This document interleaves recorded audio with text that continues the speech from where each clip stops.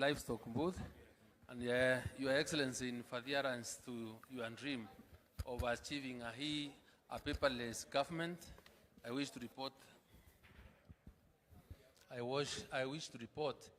that the Ministry of Agriculture has onboarded 936 services on the e-citizen platform. Please get us that slide. And out of the 936 services, the ministry SAGAs, 11 of them are compliant, and we expect in another few months to onboard another 3,500 services. So out of this creative... Not few months, was really 90 days. 90 days is 3 months, Your Excellency. That's what I mean. They look very many. So out of, in the next 90 days, we'll be able to onboard another 3,500 services. And out of today's event where we are celebrating the 5,000 services, 20% of the 5,000, 20% is from the Ministry of Agriculture and Livestock Development. Your Excellency, some of the services that we are offering, get the next slide, is that we have now our National Farmers Register, yes, where we have around 5.1 million with a unique identifier number and telephone number, and this is what we've been using to distribute fertilizer in the country. So let's proceed. And Your Excellency, out of the other services we are offering is the e-voucher, and I would want to... Can you go back to... Can you tell us... can you tell us how many... What is all this? How many bags of fertilizer did you get? Because we should be able to... Correct. Yes, just get to that slide where out of this e-voucher system, Your Excellency, we've been able to serve 40 counties. We have distributed 3.2 million bags of fertilizer to 4,885 farmers. So the number of vouchers that have been redeemed this system is around 3.6 million vouchers. And from this, Your Excellency, you can be able to find that even for the next short range, we have in stock 763,000 bags. So the value of the volume transacted through system is around 11.3 billion. By the farmers? By the farmers.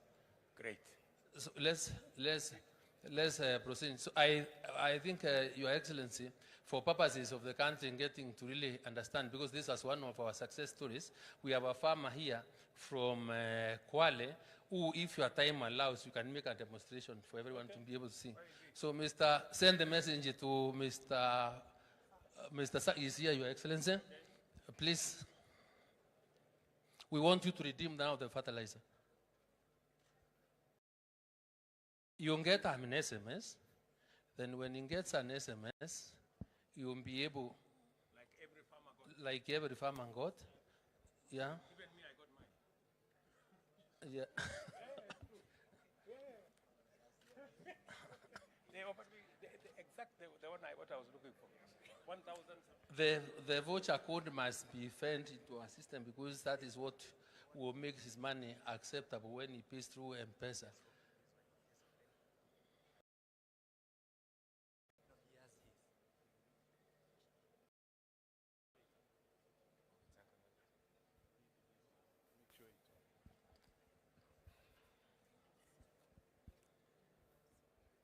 You say 36 services have been onboarded. And then how many are still outstanding? 3,500, which we also expect in another 90 days. So some of them are halfway done? Correct, halfway done. And I am sure by the end of the year, then we'll be able to onboard more. This is how we do the redeeming of the e-subsidy voucher. When the farmer comes, he comes with a message from the Ministry of Agriculture. Me, I work in the warehouse industrial area here, that is National Cereals Board. And when the farmer comes, we ascertain the message and we take the codes. Every code has a meaning. There's a code for top dressing, there's a code for planting, there's a code for coffee fertilizers. When he comes in, we log in the mezzanine system, and we ask the customer about the whole information, that is the details, phone number, ID number, and then the voucher code. This is how we key in. The moment you enter the voucher code, it will bring you the information about the farmer, and the farmer will be asked the quantity. The better part of this system, you can purchase as per your pocket. If you want 2 bags, if you want 10, if you want the whole of the allocation. So the farmer here is telling me he's ready to purchase 6 bags of fertilizer, planting fertilizer. And I will key in 6. Just hold on, madam. Hold on. So, how did you arrive at, you can see in the system it is saying bags available is 6. Is it because when the farmer was registered, he gave the acreage of his farm, and therefore the system already knows that for a farm this size, then the fertilizer should be made available to him is 6 bags. Is that correct? Yes, His Excellency. That is correct. Yes. That is to avoid a farmer buying more than his farm can take. Exactly.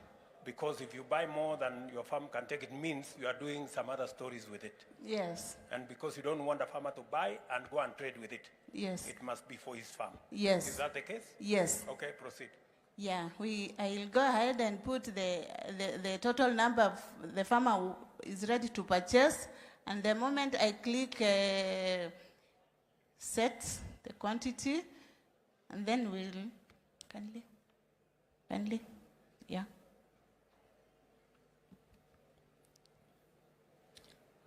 There is the option of choosing the type of fertilizer that now he wants. Yeah. So you either choose Kinomycin, Yara, or whichever. Yeah. So in this case, I have ETG Kinomycin, and I will add here, and then I'll go to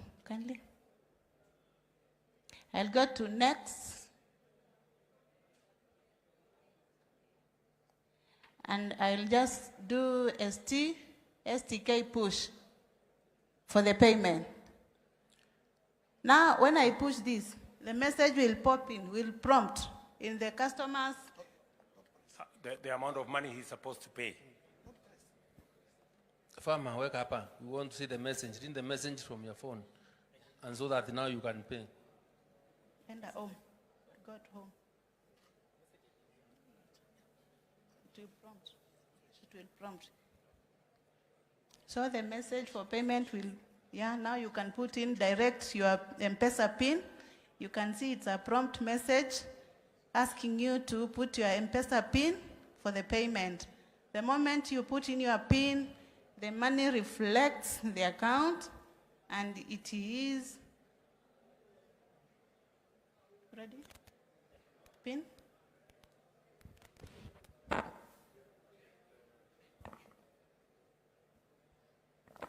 Yeah.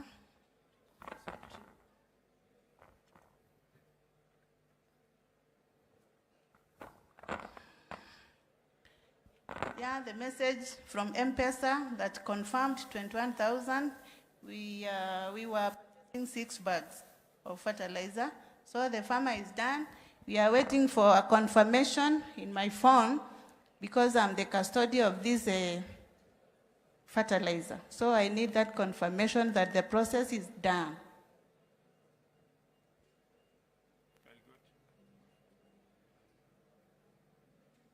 Now, when it has come. Can you read for us what the message says? It is telling me, dear Mary Kasioka, you have issued Anthony Kilonzo Matolo with 6 bags of fertilizer with a value Kenya shillings. Yeah, that's the first message. The second message. Kenya shillings what? Kenya shillings. It's not indicated here, but the one I pushed for 21,000. Yes. 21,000. 1 bag is going for that 3,500 shillings per bag. That is 50 kg. So the first message will tell you that I have issued from the allocation. Remember allocation I have entered here in my phone. The other message will tell me that you have successfully redeemed 6 bags of fertilizer from e-code. This code voucher they are giving me. I'm sure. The one that is specific to... Yeah, the one I used to redeem. Okay. So that is the end of that, and then I refresh here, and the message will, the whole transaction will be done. Yes. And from there, I'll go with the customer to my store. I'll first raise a receipt. There's a receipt showing that customer is free to walk away with 6 bags of maize, or 6 bags of fertilizer, sorry. So from there, I'll work with my customer to the store to issue the fertilizer. Very good. And that's how it is. Congratulations. Your Excellency, it's also important to note that is the process, Madam Mary.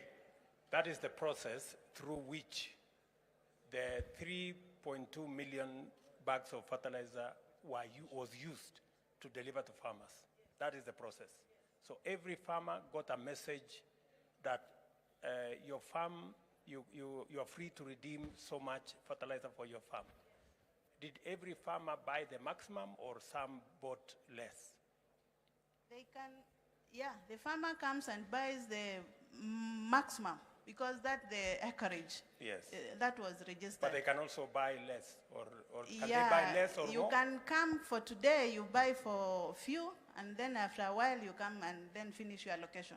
Okay. Yes. Can a farmer buy more than what is allocated to No, them? it will never allow. Yeah, okay. It cannot allow. Your Excellency, the farmer can only buy less than on the allocation. And when you buy less, the system will tell you you have taken 3 out of the 6 and you have unbalanced. So any other time you are able to pay for the remaining 3, you can pay. What is the difference was really between this year and last year on terms of availability of fertilizer? The farmers have been able to receive fertilizer with a lot of ease, with a lot of convenience, because they only have to engage through their forms and going to the nearest depot where we are selling fertilizer. And we have also been able to completely reduce the taking up of fertilizer by farmers who ordinarily exploit the system to have more fertilizer than they would have ordinarily used, and hence selling. So there is no way that this time round you can be able to have excess fertilizer which we are not using for sale.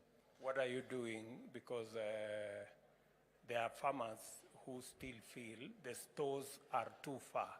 Are you thinking of how you can make the fertilizer available closer to the farmer? That is an issue that is a challenge, and now we are trying to work closely with the county government so that they can be able to deliver the last mile to the nearest stations where the farmers are. We are also trying to explore a situation whereby with time we'll be able to capture and be able to get to know the agrovets that are strongly have capacity to take up the fertilizer and be able to distribute the fertilizer to our farmers. So by integrating them into the system, once we are satisfied that they have the necessary capacity and integrity that we require. Your Excellency, the other thing that we are really keen on, get me to the COP app. We are also trying to give farmers e-extension services and advisories on how the weather looks like in all the 1451s in the country. So through this, Your Excellency, if you come from Uasin-Gishu, if we are to get to Uasin-Gishu, we will be able to get the Uasin-Gishu County, to which sub-county, and which won't. Then you are able to see for the next 14 days how the weather patterns would be like. And when you have the weather patterns, how the weather patterns look like, then we have the other application whereby you will be able to get into that system where from using the same criteria, the county, the sub-county, and the ward, you will be able to get the best crops possible to plant at that particular time, making it easy for our farmers to be able to access e-extension services so that they are properly informed on what best to do at any one particular time.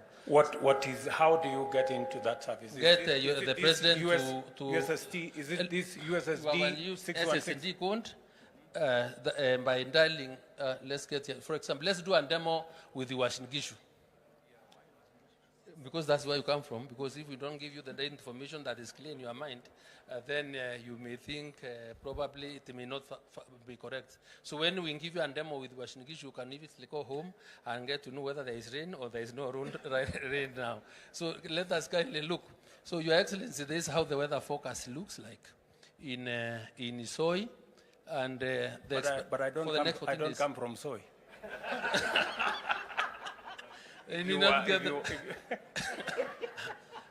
Let us take him to his word. I don't come from soy. Ask our client to be able to give you the right details. I come from Moiben. Yeah.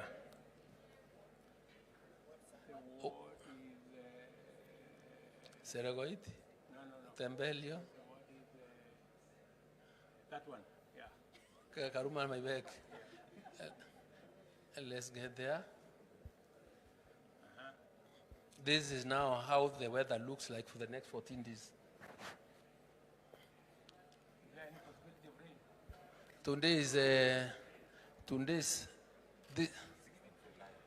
this is from the 1st of July to the 12th of July. A bit of rain around the 6th, next week. Yeah. Okay, I will plan accordingly. Yes. And then if you also want to get the best crop to grow, But take him you to the other. you said, how do you access that service? 616? 616. So, 616. Get the hash crop, 616. crop selector. 616 Star 616 hash. Yes. So in your form now, they'll give you a menu. You will go to those, you will go stage by stage, and you'll get the information. Have you rolled out this program? It's already available online. It is already available, and we are live. That's why we are able to test it now. If there is Kenya any farmer, Agricultural Observatory platform. This is for climate. This one now is also called the crop selector. Where in the same county, for example, you put Washingishu, get me Washingishu. The sub-county is Moiben, Karuku, the other one, Karunambek, Maibek. So here, Your Excellency, we will be able to show you the best crops that you can grow. We will start with the cereals, that is the maize, and the type of varieties that will do best there. Then we also go to the flowers. Yes, the flowers. So let's proceed. We have the fruit trees. We have mangoes do well, the pears, and the mushroom.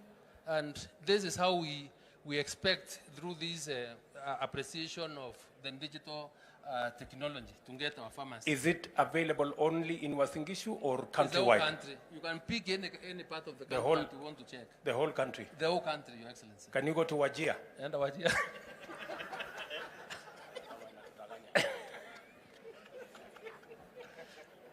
No, Rigiji amesema anataka kujua kama kwake kama hii kitu ni ya ukweli. Tuanze na okay. Tuende Nyeri kwanza.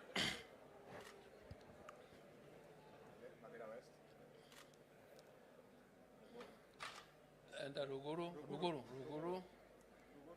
Yes. So in the kind of crop you can do. Tuendele hapo. These are cereals you can do it. There are flowers there. Fruit trees, pears, mira, you can also do mira, Your Excellency. And when we get to Meru Tunde later in the afternoon, we can get a few. Those are the tubers. And tuendele. Lakini let's also check Wajir, Your Excellency. It's important because the DP is satisfied. You know, people may think that in those semi-arid areas, you may not be able to grow anything. But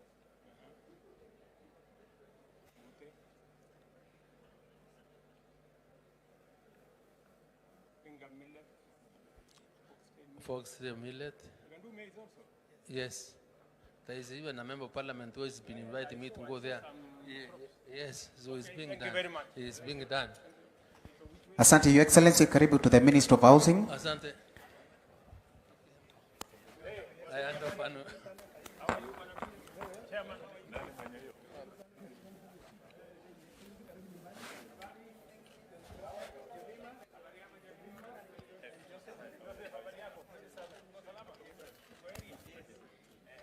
Yeah. Your Excellency, Karibu Nyumbani. Karibu Nyumbani. This is State Department of Housing and Urban Development. Your Excellency, the seat you are sitting on and all the furnitures you see around, they've been made by our local Juakari. So apart from the four walls and the roof of Your Excellency, we're also creating employment and work for our Kenyans.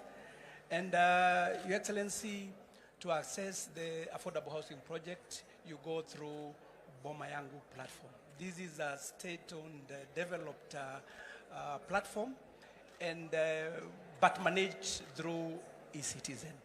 Your Excellency, to register, you go through a code, USSD code, *832#, and from that registration, Your Excellency, now you are able to save and eventually be allocated a house. With us here, Your Excellency, we have two Kenyans who have gone through that process, Jemima and Joseph, and I wanted them to do a real-time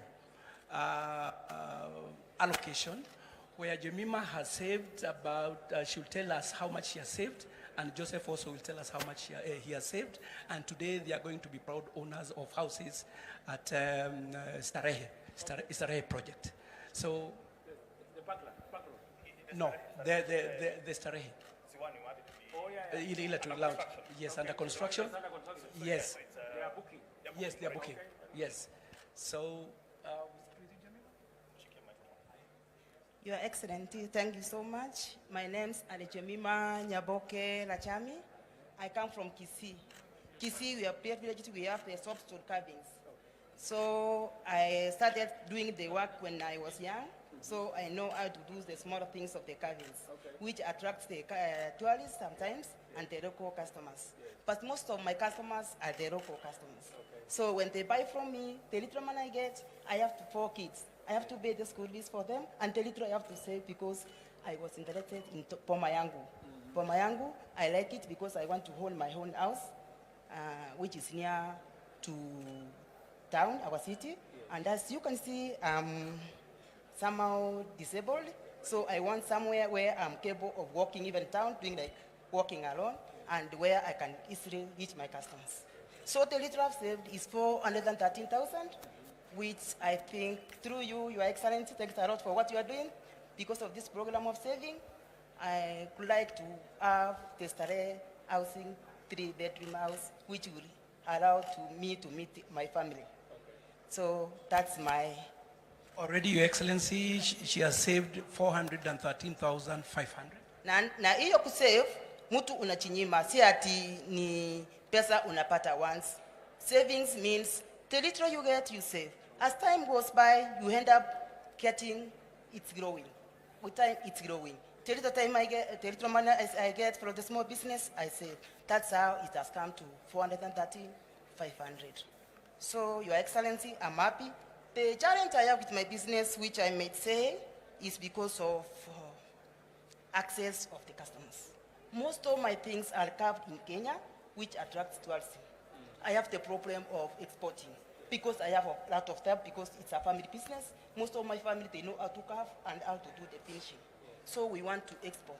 The only challenge is reaching the customers, which will buy in big quantities. So to me, Your Excellency, this is not an easy thing. Reaching you, Your Excellency, is not easy. It's a chance, one chance given in life. So I would like you to assist me if I can please the Excellency for Trade, Mr. Korea.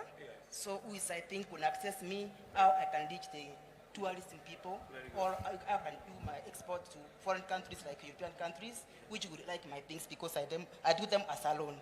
And I can even encourage those ones who are disabled like me. When you are disabled, you are not disabled like that. Disability is not an inability. You can save the little you get. Even the Mama Mboga people, you can save the small things. 50 shillings, 100 shillings will make you achieve Boma Yangu house, which will make you change your life completely. Thank you, Your Excellency. Thank you very much, Madam Nyaboke. You have said 3 things here. Number 1 is this furniture.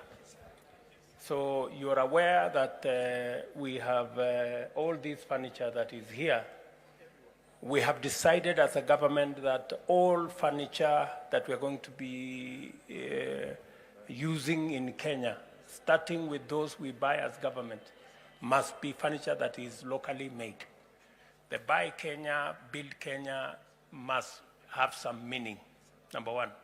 And that is why we have said in this year's budget that importing furniture will attract taxes, because we believe we have built enough human capital, enough skills and expertise to be able to make furniture in Kenya that is good quality and that can serve us. That's number one. And I want to encourage Kenyans, wherever they are, you should be able to buy local furniture that is made by our young people, that is made by our entrepreneurs. Number one. Number two, Madam Nyaboke here has said is engaging on this platform of Boma Yangu. And in Boma Yangu, you don't have to know anybody. You don't have to know the PS, you don't have to know the chief, you don't have to know the next guy. It is just by going, what is that USSD number?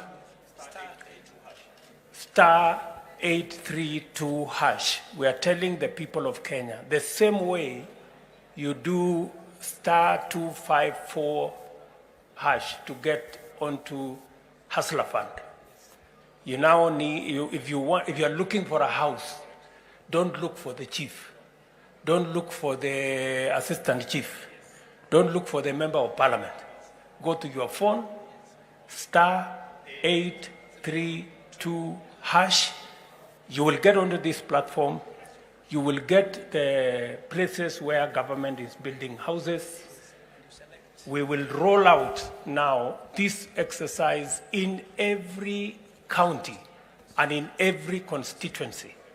And you are free to choose where you want to buy a house. If you want to buy a house in Nairobi, even if you live outside Nairobi, you can buy a house in Nairobi.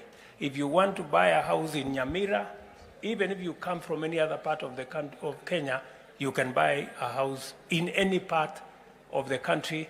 This Boma Yangu will not discriminate.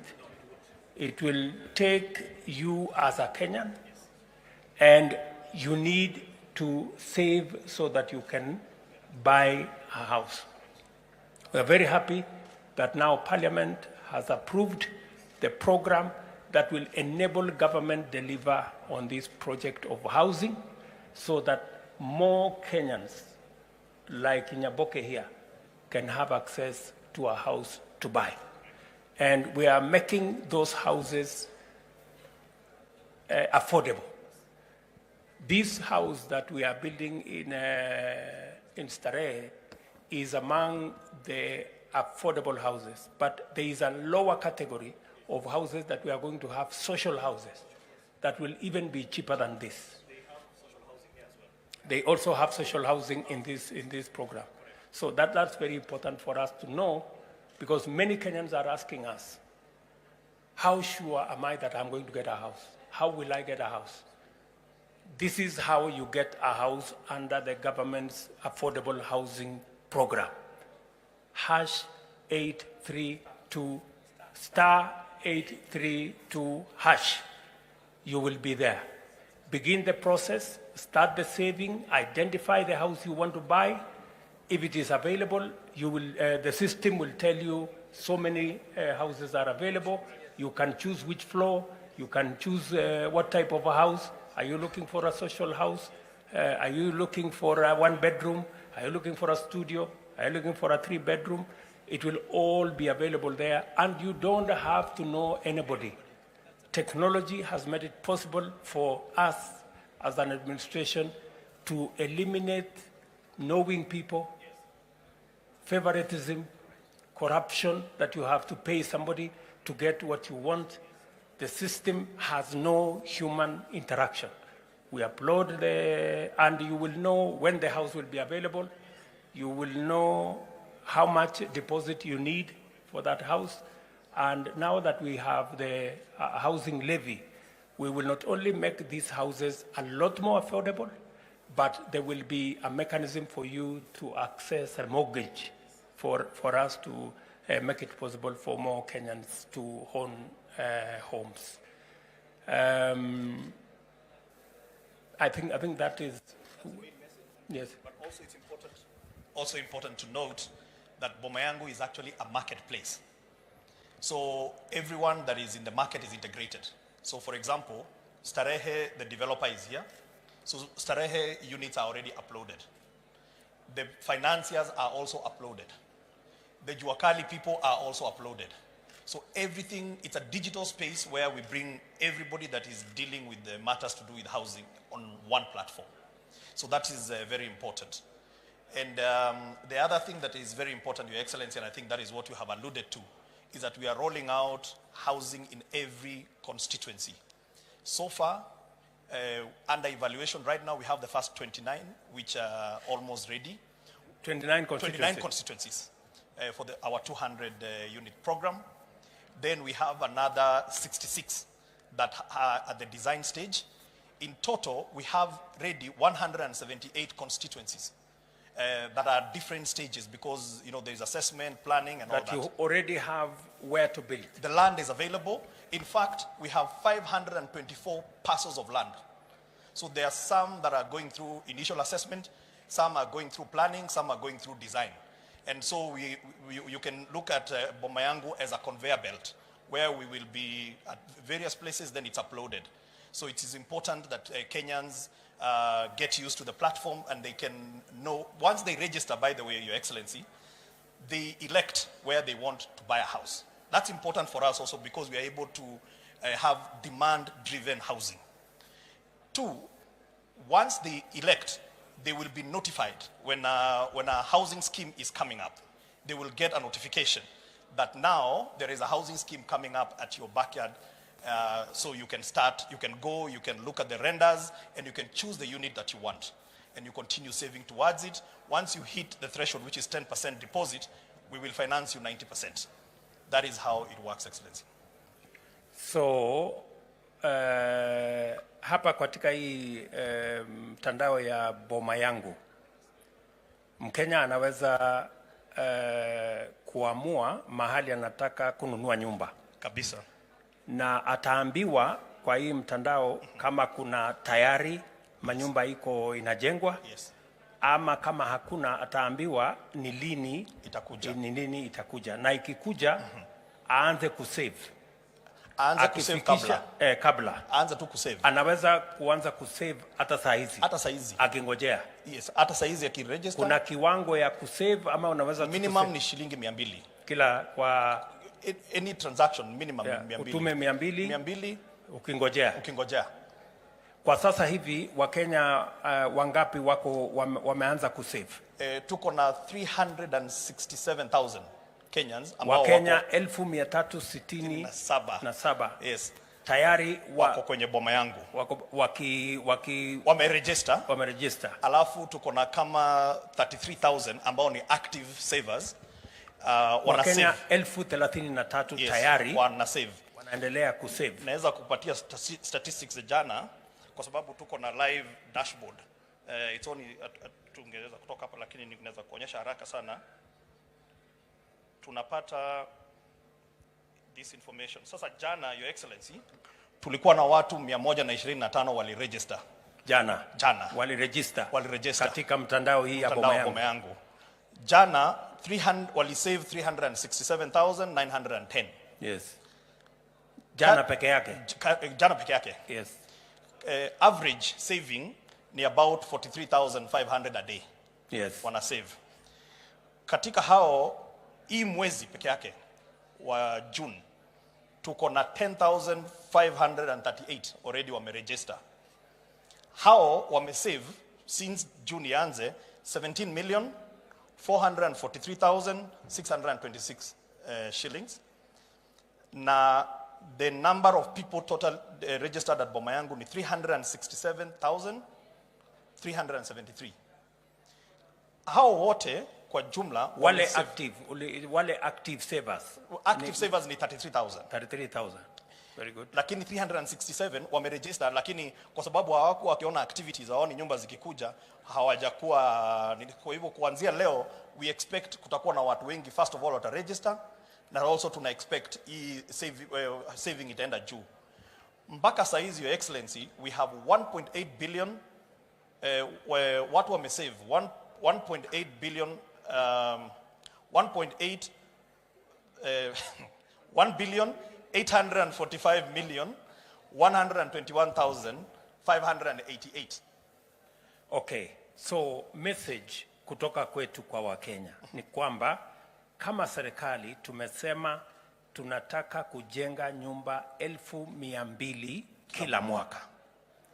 Hizi nyumba 1,200 kila mwaka zitajengwa sehemu zote za Kenya. Sehemu zote za Kenya. Kufikia sasa tuko na constituencies 178 ambayo tayari tuko na mipango katika viwango mbalimbali. Kabisa. Shamba imepatikana kwa constituencies 100. No, tuko na shamba katika constituencies zote. Constituencies zote tuko na mashamba. Kumepatikana mahali ya kujenga hizi manyumba. Lakini lazima, kwa sababu kujenga lazima uanze assessment. Yes. Kwa sababu pia lazima tuangalie ni mahali gani iko karibu na infrastructure ili tusikuwe na gharama kubwa ya infrastructure. Kuna lami, inaweza maji itafika pale namna gani, stima itafika pale namna gani. Kabisa. Lakini zile ambazo zimepita hiyo line ni 178. So tayari constituencies 178 wamekuwa assessed. Yes. Na wamepita mtihani kwamba tunaweza kuanza kujenga nyumba. Kabisa. Sasa ile kazi inaendelea ni kuchora, kupanga, alafu tutaweka kandarasi, alafu ndio tutaanza ujenzi. Umesema kwa hizi constituencies 29. Yes. Tayari umefanya kandarasi? Kandarasi tumefanya, evaluation inamalizika hii wiki, alafu tuta award, alafu tutafanya groundbreaking. So, naweza kuambia Wakenya. Yes. Katika mpango yetu ya nyumba 1,200 kila mwaka. Tayari kuna Wakenya 33,000 ambao wanafanya saving wakielekeza kununua nyumba. Bado iko nafasi ya karibu Wakenya 1,160 na kitu hapo, 67. Yes. Ambao wako na nafasi ya kuanza ili nyumba ambazo tunajenga 1,200 kila mwaka. Yes. Kuna nafasi ya Wakenya kununua. Kabisa. Na hizi nyumba zitakuwa bei na gharama ya chini kuliko zile ziko katika soko wakati huu. Kabisa. Na vile vile tunawaambia Wakenya sio lazima ujulikane na mtu yeyote kuwa katika hii mpango ya kununua nyumba ambazo ni za bei ya chini kupitia kwa mpango wa serikali. Kabisa. Kila Mkenya ukitaka kuwa katika hii mpango, kama unahitaji nyumba, enda kwa simu yako *832# utakuwa kwa hii mtandao. Utakuwa kwenye mtandao. Alafu utasema unataka nyumba, utaonyeshwa mahali kuna mpango ya kujenga nyumba. Yes. Ni nyumba kiasi gani, ni 1 bedroom, ni 2 bedroom, ni 3 bedroom, ni studio, social house, ni namna hii, alafu utajipanga kuanzia hapo. Kweli. Lakini ya muhimu, anza saving. Na unaweza kuanza na pesa kidogo, shilingi 200. Unaweza kuweka pale. Unajua Mkenya ataniuliza na nikiwa na 100 ungoje ujaze ikuwe 200. Alafu weke save. Kweli. Lakini ukiwa na 1,000, 2,000, 3,000, 4,000, 10,000 endelea. Kweli. Na kuchangia. Si namna hiyo? Namna hiyo. Tuko pamoja hapo? Tuko pamoja. So, na hiyo mpango sasa imeanza kwa kasi. Inaanza kwa kasi sasa. Sasa kwa sababu Wakenya na bunge wamekubalia serikali katika ile 1.5%. Yes. Ambayo Wakenya watalipia na watalipiwa na wale wamewaajiri 1.5%. Itasaidia idara yako kwa njia gani katika hii mpango ya housing? Itatusaidia kwa njia hii, Your Excellency. Sasa tuna wale investors. Tuko na over 200 investors ambao tume on board throughout the period. Wengi wao kama uliona tulikuwa na nyumba tulikuwa tumeweka especially western side ya Kenya. Tulipeleka kandarasi, tulipata tu wachukuzi 2 peke yake. kwa sababu wakiangalia pale wanasema hawaoni kama kuna manufaa huko ama kuna watu wanataka kununua nyumba. So lakini tukiweka Nairobi na Kiambu na hapa karibu tulikuwa na investors zaidi ya 100. Sasa tunataka kuambia investor hivi, wewe uje na pesa yako, tutakupatia shamba mahali ujenge.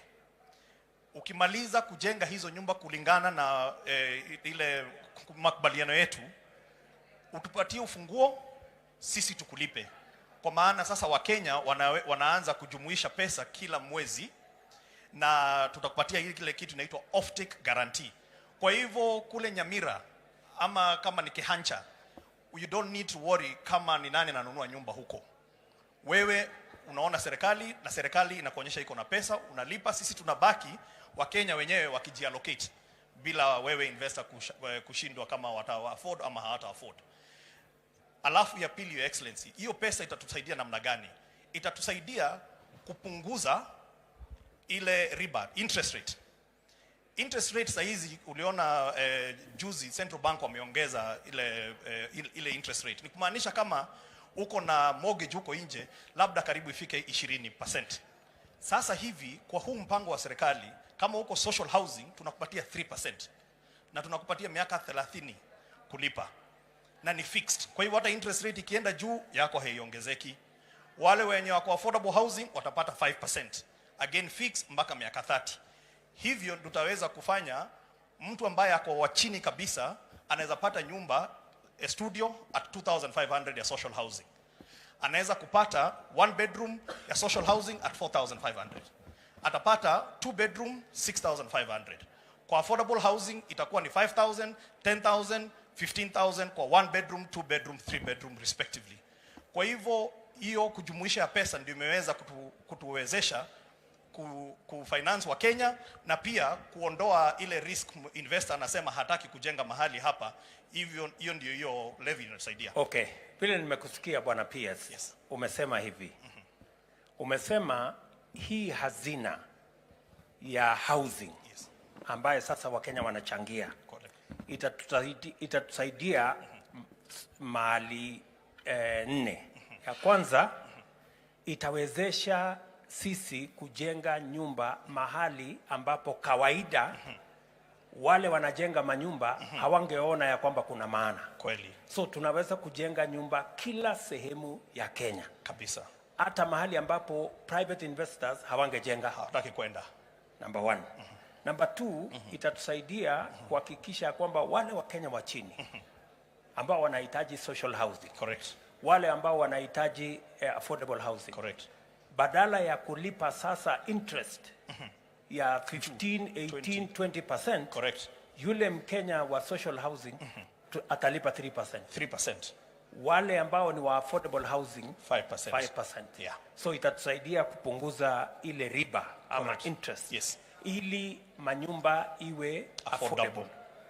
Vile vile katika hiyo mpango yako ya kuambia investor, wewe jenga nyumba. Correct. Ukimaliza sisi tutakulipa, wewe uende, tutajipanga na Wakenya, yes, vile hizi nyumba wataweza kuzinunua. Correct. Pia itatusaidia kupiga bei na huyo investor mwenye atajenga. Kweli. Hata jenga kwa ile bei anataka. Hapana. Atajenga kwa ile bei tumekubaliana naye. Kwa sababu tutampatia mahali pa kujenga for free. Yes. Alafu pia tutampatia ile off take. Yes. Hata sema wacha niongeze kiasi fulani kwa sababu sijui market itakaa namna gani. Kweli. Market tunakubaliana na yeye mbele. Yeah. Tumekubaliana. So itatusaidia katika hiyo mpango yote.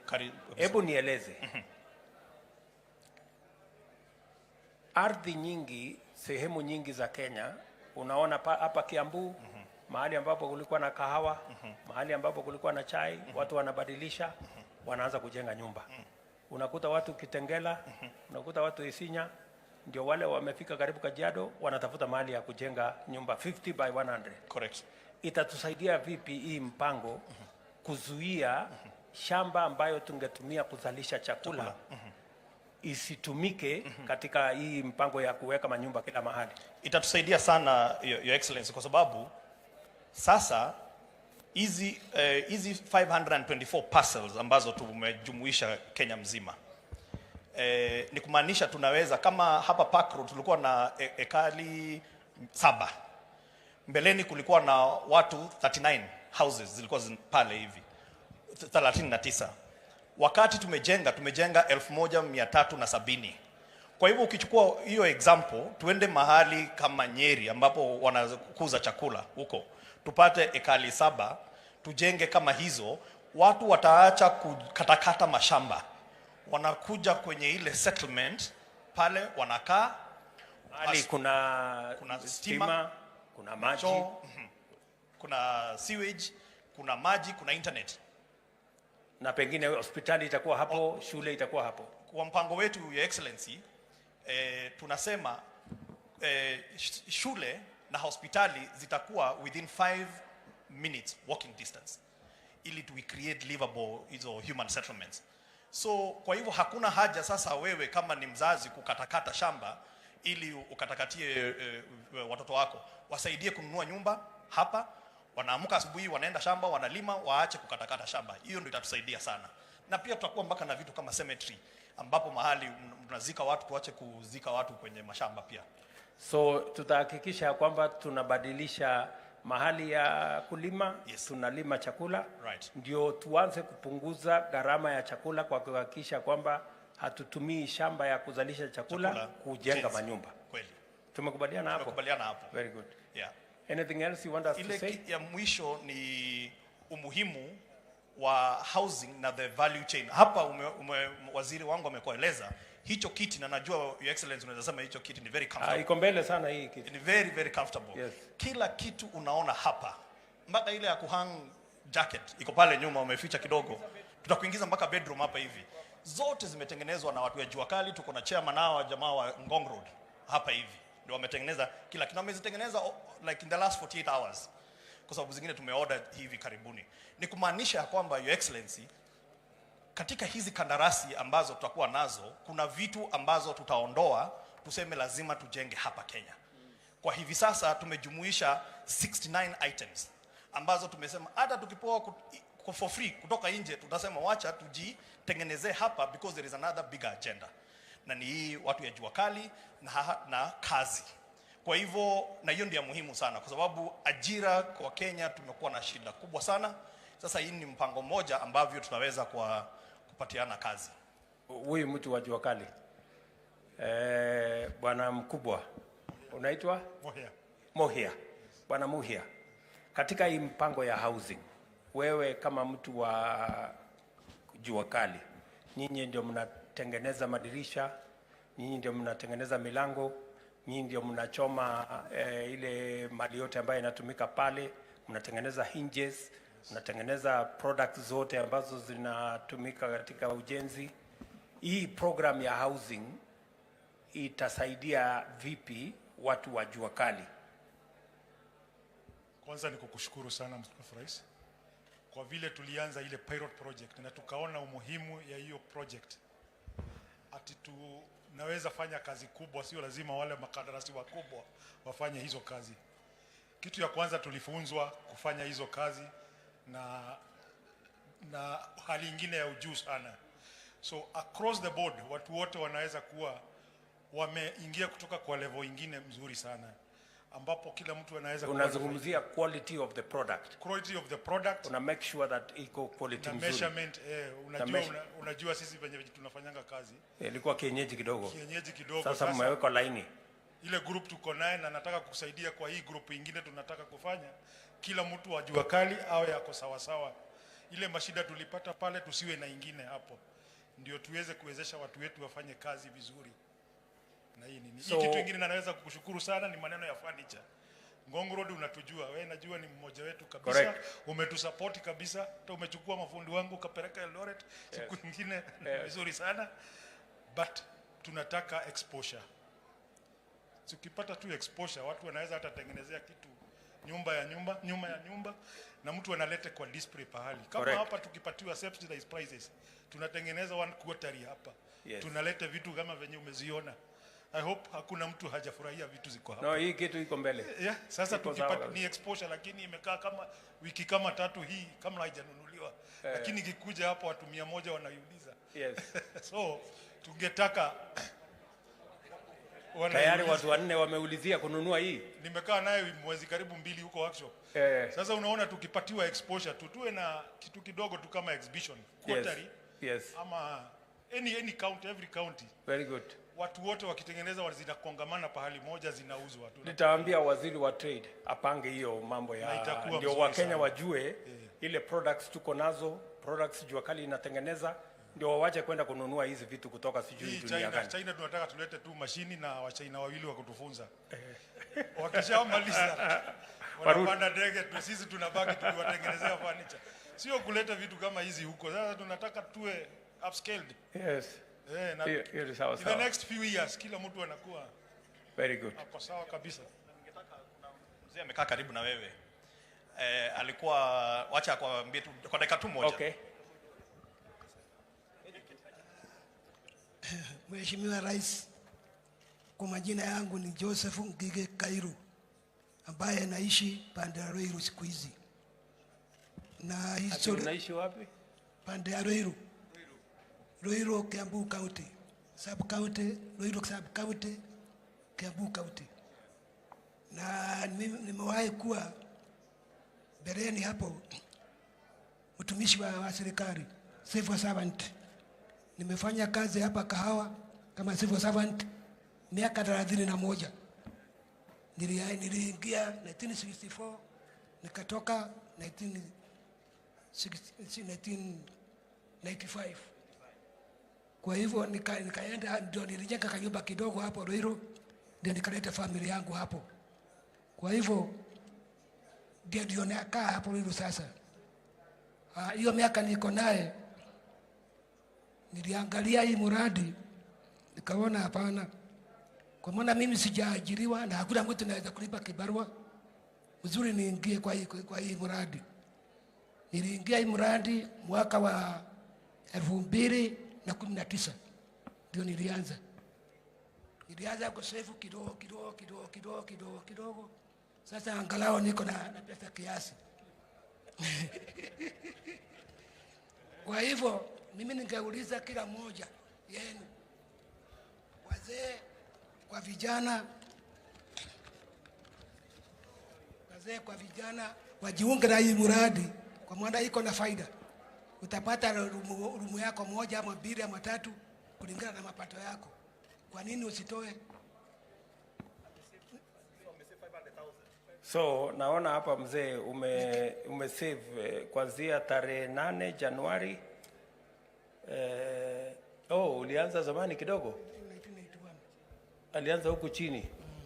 2019. Naona ulisave 2019, umesave 1000, 2000, 200, 10,000 pale November. Hii 10,000 ulikuwa umeuza kitu? Kidogo. Naona umesave hapo. Ndio hiyo 20,000, 1,000, 20,000. Sasa hii umefikisha 550. Ndio ningeuliza hata vijana kwa boma yangu hii. Vijana mjiunge na hii mradi. Sasa unataka hawa wengine wote wajiunge kwa kupenda kwenu. So nia yako kwa hii mpango unategea nyumba gani? Mimi nategea rumu moja tu. Wapi ume-identify mahali? Starehe. Pale Starehe.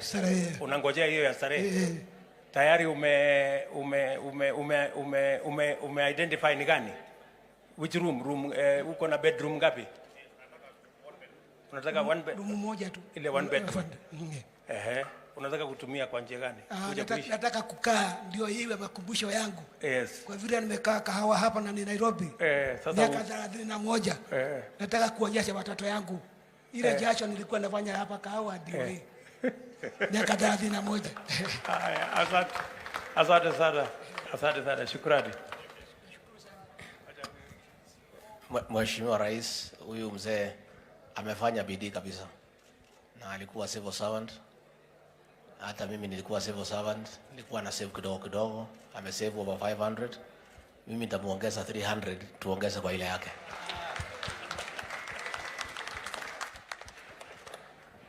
Sasa tumpigie kura Kicc jameni. Sukuma hii mzee.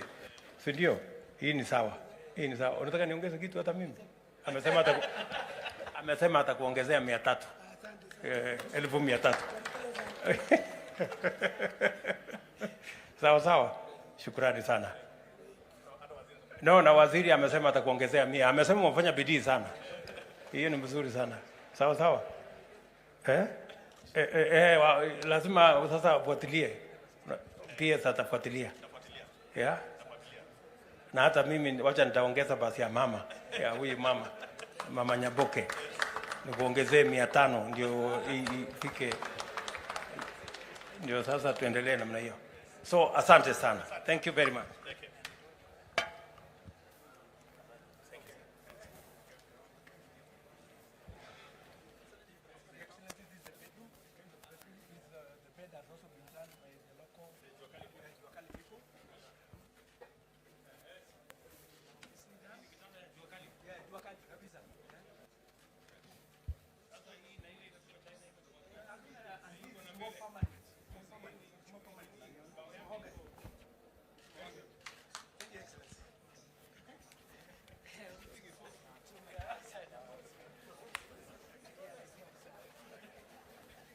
Your Excellency, we are now moving to the financial services.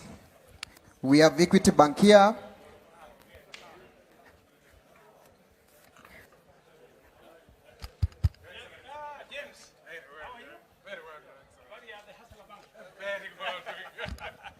Your Excellency, this is a very visionary step of integrating private sector and government and offering the entire infrastructure or backbone for the convenience of citizens. So we've been able to load the 5,000 government services to all our infrastructure. So whether it is Equitel, which talks of my money, my phone, my life. So my life is completed by the 5,000 services, whether it's marriage, business registration. Then we have put it in the Equity Super App so that for the young generation, they don't need the SDK, they're on the mobile. Then we have used USSD so that all the phones in the country can interface with our system. Okay. And then for the business SMEs, we have integrated it with our internet solution for business, the payment platform. So there's no business, whether it's micro, small, it has a payment capability. And then for rural areas where they may not be very integrated, then the agents. Okay. So the agents, 40,000 agents have access now to that capability. They can receive all the 5,000 payments. And then the 200 equity branches are also connected. So today we have an agent here, and we can see, and we have a branch here, and how we have simplified it. Okay. So the most important thing is the 222. So it's as easy as that. But from research, we believe if we digitize 10% of the economy, we'll be able to achieve a 1% growth of GDP. So, and that is the secret. And that is the power of integration of private sector. Your Excellency. Thank you. Your Excellency. So, what you are saying, James, is that you have how many agents across Kenya? 40,000 agents. So I can tell the people of Kenya that you can now access government services, the 5,000 government services. If you go to any agent of Equity, they will also have an app for the 5,000 government services. Is that correct? That's true, Your Excellency. So and they don't have to travel to looking for a government office. They don't need to look for a government office. We have integrated business and government. So they can come if they want to know what their electricity bill is, what their status of land is. They can come to the Equity agent. And operate the facility there, and they can have access to government service. That's true, Your Excellency. But more important, they can also go to their app, They can do this, all these, including our diaspora. Okay. They can use the app to pay for their families back at home, government services. People paying late, those who have plots, they can pay for the plots from the US or any other country using the infrastructure of the bank. You're also saying I don't have to go to the Ministry of Lands office. Absolutely, Your Excellency. I can either operate it on my phone, or I can, if I don't have a smartphone, You go to the agent. I go to the agent, and we have the equity agents, 40,000. I am told we have 250,000 Safaricom agents also who work with you. And Excellency, we are also integrating pay with equity merchants, all the shops, which are 900,000. That is phase 2 of integration. So that we will have more than 1 million points through which So citizens government can services will be available everywhere? Everywhere, including at the village level. The village shop, Your Excellency. And you don't have to look for the DC's office, or I don't know whose office. The DC's office has come to the phone. Gava mashinani. Na mkononi, Your Thank you. Excellency. Okay. Thank you. Yeah, so. I'll be paying for my good conduct. Yes, certificate of good conduct. Yes. I will go to government and tax payments. I'll select e-citizen, and then I will input the reference number that I have generated from the portal. I have it here with me. KMWD. Then it will validate. Let me try again. Yes, it will validated. Then I have to input the amount that I'm meant to pay for good conduct. That is 1050. Just add, I just add 1005. That is okay. Then I proceed with payment. I input my agent PIN. I proceed with the transaction. It will ask me whether I'll be paying for this amount. I agree. And then it will print a receipt. And then once it prints the receipt, I will go to the portal, complete the transaction. Then I can print the receipt from the portal. I go take my fingerprints at the DCI's office. And then I'll wait for my good. Exactly. No risk of carrying money. Yeah. And you don't have to pay more than what? No. No charge. There's no for facilitation free. fee. Okay, asante sana. Thank you very much. Thank you very much. Karibu, Your Excellency, to Cooperative Bank. Welcome to Cooperative Bank, Your Excellency. You can have a seat here, then I take you shortly on the things we are doing. Thank you, Your Excellency. So Cooperative Bank has been at the forefront of government integrations. Right now, Your Excellency, KRA, NSF, NHIF, you're able to pay through our M-Cop Cash Point, which is a mobile platform. We've also been able, Your Excellency, to be able to pay the elderly through the Inua Jamii. Yesterday and today, we are paying all of them, and we are giving them those services across the 17,000 COP kwa Jirani agents. They don't need to walk to the branch. Those who have cards can also access that. We've also been able to support government on food security through the Kicc, Kenya Cereal Enhancement Program, where we have 100,000 farmers who are able to get e-vouchers, to get inputs, fertilizer, and other services. And that's what we are doing to entrench government. Now, Your Excellency, the only remaining leg that is remaining is for us to integrate on the e-citizen. And Treasury is supporting that so that we get onto that. Our new core banking system, which is a 7 billion system, is live now, last 2 weeks. So we'll be able to support government to take services closer to the people. Thank you. So, you are aware, Mr. Marango, yes, that we now have 5,084 government services available on the e-citizen platform. And we are seeking a collaboration with you so that you have how many agents across the country? Your Excellency, we have 22,000. 22,000 agents. Yes.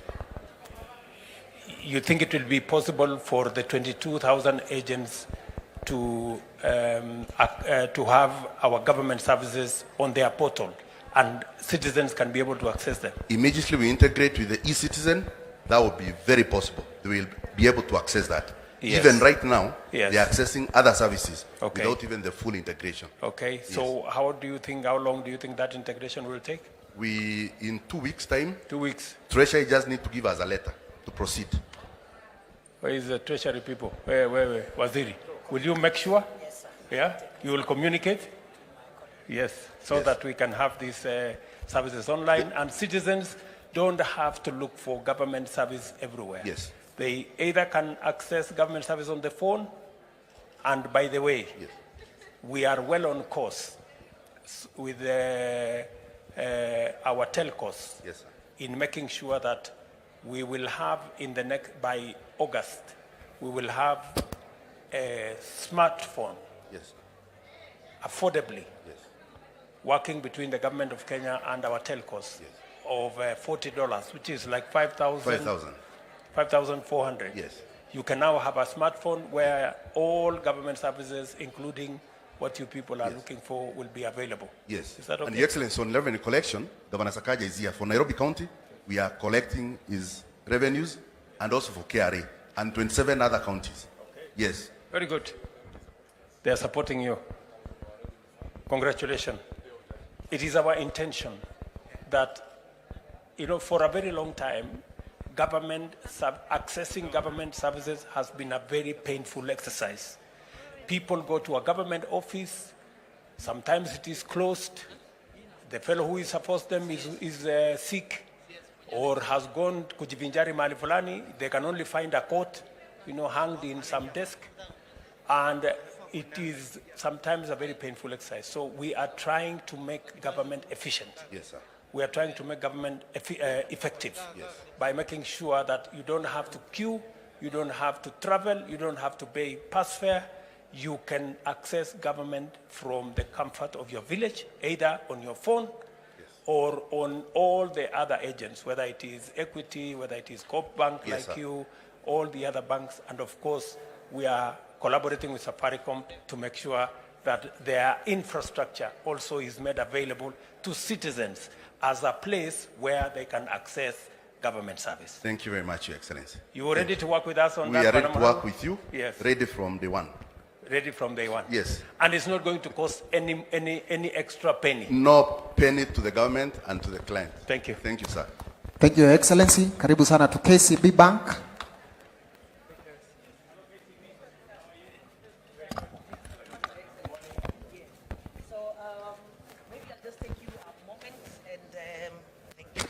And explain about the e-Citizen Bank. We've been together with the e-Citizen program since 2014 when they had only 5 services on it.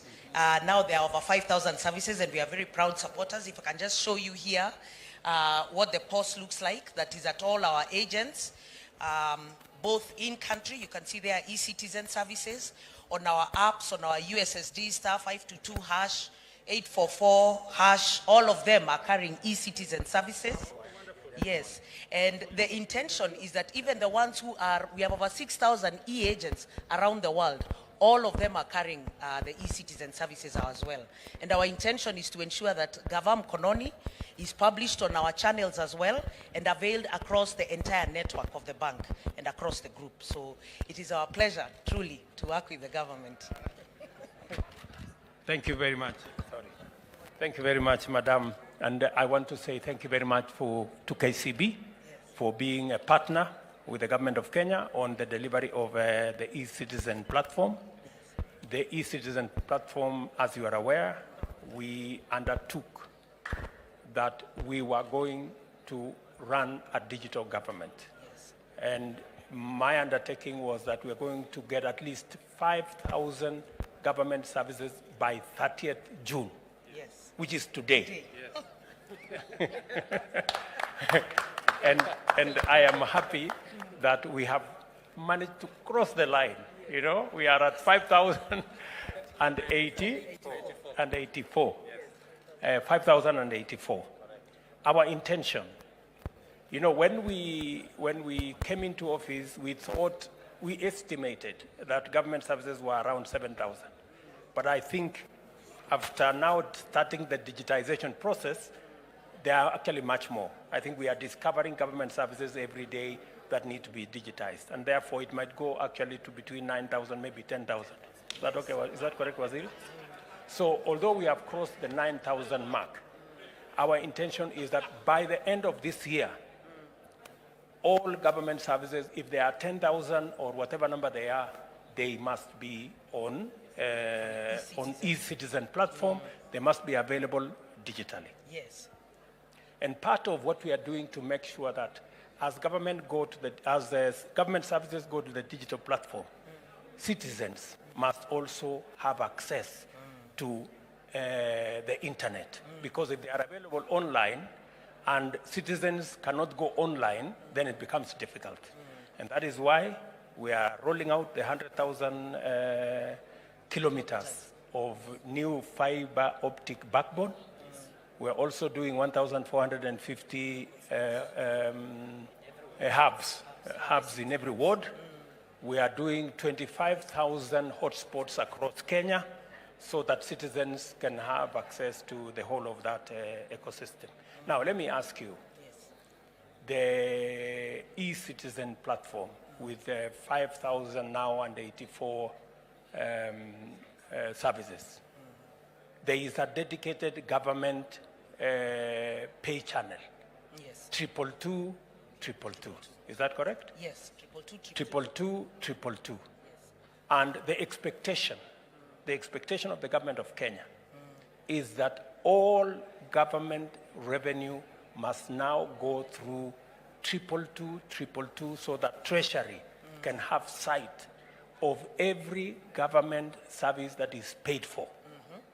And I'm going to be making an announcement here that in the next 90 days, all other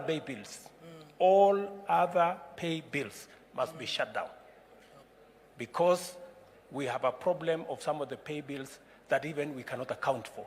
We have close to 1,000 plus pay bills all over the place by all manner of people, some of which we don't even have sight of. They must now be closed down, and all government money will be paid through 222, 222 that goes to the Treasury. And then the Treasury will make sure that that whole ecosystem, if there is money going to A&A, they should go back to the respective ministries, departments, and agencies. What is KCB as the bank that is working with us? What steps have you taken to make sure that that whole ecosystem around 222, 222 is safe and works for the people of Kenya? And what is the connection between you and Treasury in that system? Okay, so we are the settlement bank for e-citizens. So all the payments will end up in the government accounts that are held in KCB Bank. Our intention is to ensure, because the convenience for all Kenyans is to have the option that regardless of where your source of funds is, whether you're carrying cash, you want to do it on mobile, you want to do it from card, you want to do it from out of the country, all of it must terminate through one channel and into one account. And that is what will ensure then that there is confidence that revenue assurance is being tracked. So our intention as the organization that is tasked with the responsibility of ensuring that the government funds are followed to every cent, that this is channeled through one path. And regardless of the source of funds though, then the Kenyan can be able to, regardless of whether you're carrying cash, you can go to any agent, regardless of the bank, regardless of the location or where you are, but all of it at the end of the day will channel through one path. So maybe another thing that I would want to mention now that we are discussing this whole ecosystem, apart from making sure that there are no multiplicity of pay bills, you know, by government agencies, number one. Number two, all payments. No citizen should be told, go and pay for this service using this pay bill. No. All Kenyans must know, if I have to pay for a government service, it has to be 222, 222, number one. Number two, even if I have to pay cash, somebody should not tell a Kenyan, go and deposit this cash in bank account X. No bank account X anymore. Yes. If it has to be in cash, go get the cash, get it into pay bill. Yes, go to the agent, put it in that pay bill. Yes, put it in that pay bill, and, Yes, and so the that payment completes. we are all clear. There is no government revenue being put in accounts which nobody knows where it is going. Yes. For citizen to know that I am paying for a government service, Yes. Yes. it must end up in 222. Yes. Are we- All of it will be channeled through that one channel. Very good. And the holder of that account is Treasury. Yes. The holder of that The account. owner of the account is the owner of the account is Treasury. So the money will go to Treasury, Yes, or it will go to KCB. It will go to Treasury. Yes. It must go to Central Bank. Yeah, the to account. channel it, yes. because the connectivity must be in place. Yes. That is what your bank is good for. Okay. Thank you very much. Thank you, Your Excellency. Thank you, Your Excellency. You are now entering the Ministry of Health. Hello. How are you? Fine, thank you, sir. Welcome to the Ministry. Yes. Thank you very much, Your Excellency. This is the Ministry of Health, together with my PSS and my technical teams here. Your Excellency, one of your agenda is digitization. So what we have done at the ministry, we have developed our digitization vision board. This is how it looks like, Your Excellency, that you have already given us an enabling environment based on your pronouncements. And based on this, we are working together with the Ministry of ICT that has provided for us the national ICT infrastructure to ensure that there's connectivity through the local area network, wide area network, and fiber. We are working together very well, and they are assisting us even in development of our other areas. Your Excellency, at the middle here, this is the National Core Digital Health Services. And in this National Core Digital Health Services, Your Excellency, what you see in green, Kenya Community Health Unit Registry, Kenya National Health Terminology, Kenya Health Facility Registry, we have already achieved. That is why they're in green. To mean that we know all the facilities that are within this country under the Kenya Health Facility Registry. We also know the Kenya Community Health Unit Registry. Remember, we have our community health promoters that link up to the community health unit. We already know what it is. And we have the terminology area. Your Excellency, we are working together with the Ministry of Interior so that we have the unique identifier. Once we have it, then we go ahead and continue development of the Kenya Client Registry. That the unique identifier from Ministry of Interior is the same one that a Kenyan will use to access services all throughout. Your Excellency, last week we launched with you the Human Resource Advisory Council.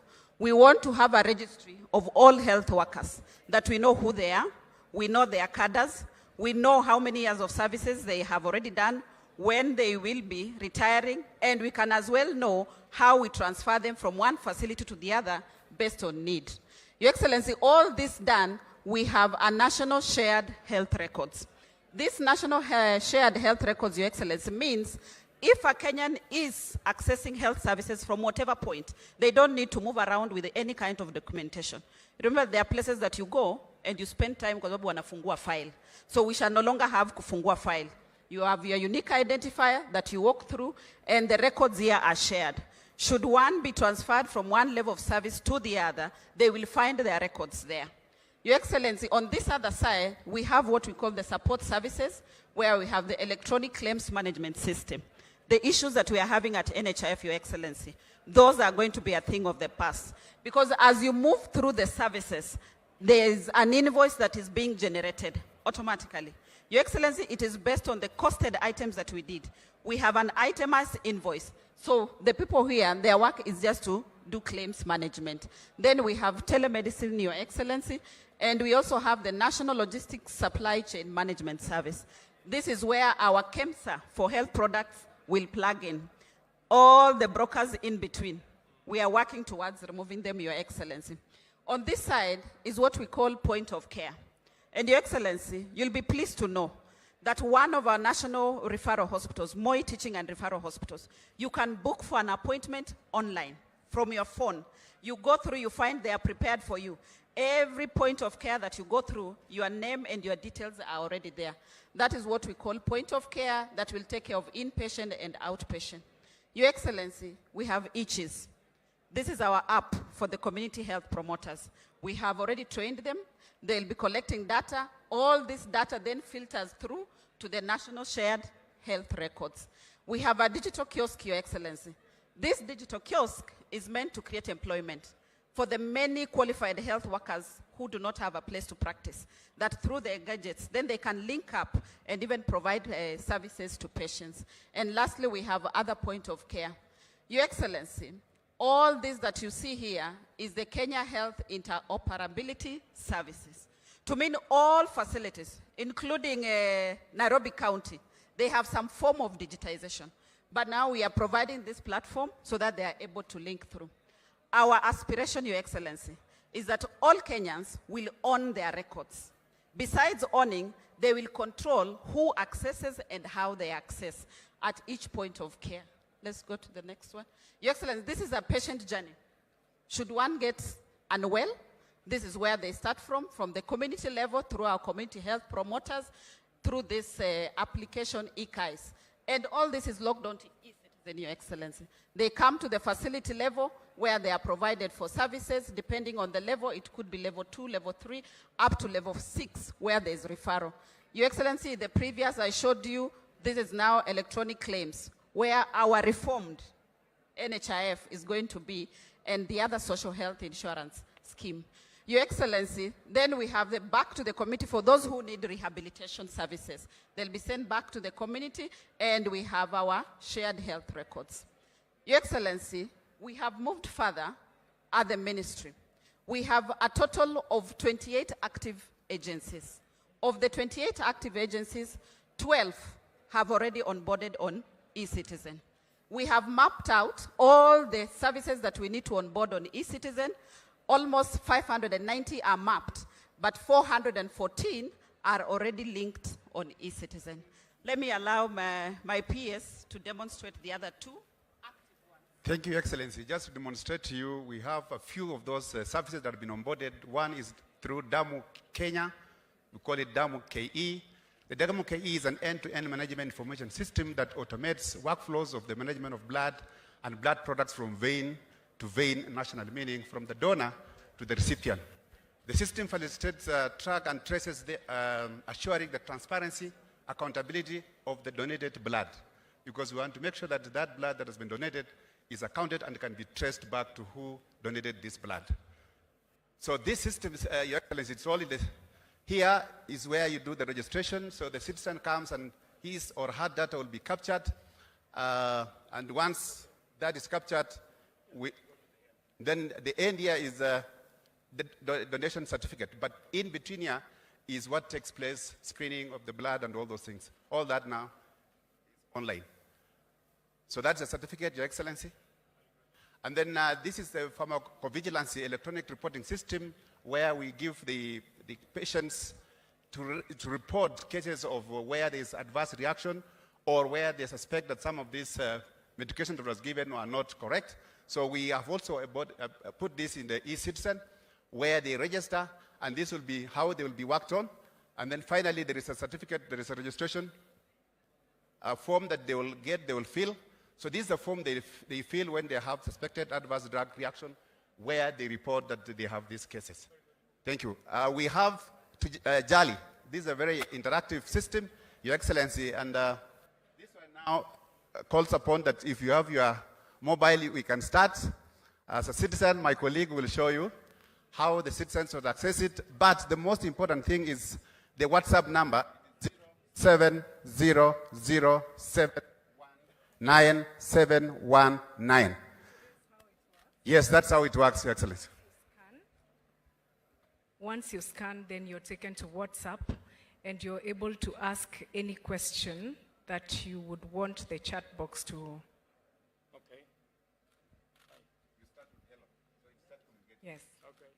Thank you. Your Excellency. Gives you the menu. If you want to know about your lifestyle and wellness, you type 1. But in this, what we are going through right now is to increase accessibility. And therefore, I'll ask my PS to type 10, this locator. It locates to you the facility that is closest to you.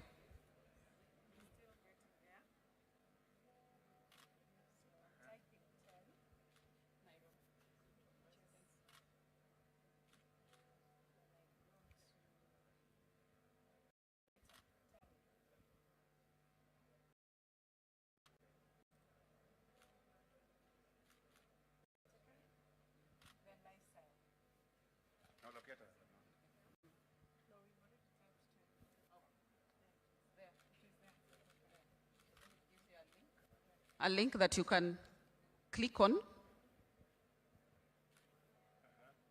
It tells you what facilities are next to you, that then you can go to access services. So those are the services, and they tell you how far it is. I can see on the side. They give you the distance. Okay. So, Waziri and your team, what is very important to the ordinary person, pale nyumbani, ni kujua hawa community health promoters, yeah? What kind of service are they going to offer? And the data they collect from citizens, how have you made it possible for that data to be aggregated so that we can know what is the prevailing, disease burden situation in every part of Kenya? Thank you, Your Excellency. The community health promoters have a gadget. On that gadget, we have an app. The gadget will be supplied by the government of Kenya. By the government of Kenya, Your Excellency. Over 100,000 community health promoters, each will have a gadget. That gadget has an application, the e-case. Besides that, Your Excellency, each community health promoter has a kit. Inside that kit, they have basic first aid. They equally have those things that they can use to check the temperatures, to check the blood pressure of each member of the individual household. They will collect that data through the e-case application. Let's go to e-case. And on the e-case application, Your Excellency, are you able to open it live, the e-case? That after they collect that data on e-case, we able to have access, because it then reports to the National Health Record Services through the core that I explained previously. And from the national level, Your Excellency, we are able even to tell how many times a community health promoter has visited a household. If they have not visited, we are able to tell from the e-case from the national level. Then together with the counties, we are able to redirect them and tell them that this community health promoter hasn't visited. You see, like here, Your Excellency, it is showing that they visited a household that has mother and newborn, and they are in 2 days' time, they should be visited. This one here was not visited. Jane Kamau, these are household. They ought to have gone, but they did not go. They were due yesterday. So this application, Your Excellency, it is able to assist us to monitor the performance of community health promoters. Very good. And based on the data that they are collecting here, you can see, we can generate reports now. Very good. And based on these reports, then we can even tell what is the prevalence of disease in certain parts of the country. We use it for the national decision making in terms of where should we focus on specialists, where should we focus on the health products to procure. Okay. Waziri, one more question. Yes, sir. You know the big problem we've always had with health commodities and KEMSA. Yes. How is this process of digitization, which we discussed, how will this process of digitization assist us to get rid of the challenges we have at KEMSA? Thank you, Your Excellency. Now, on this core, Your Excellency, we have point of care. Point of care, they are recording what is happening at each level. For example, if a pharmaceutical drug is being dispensed, paracetamol at each level, it is visible here on the digital system. When it is being dispensed here, the person at the end, HPT supplier, that is KEMSA, they are able to see that this drug is going down. So then it assists them in their operations to ensure that then they reorder and restock on that. On the other end of KEMSA, Your Excellency, are the manufacturers and vendors, that they are able then to monitor stocks within here. So what this system is doing, Your Excellency, it is removing the brokers that were in between.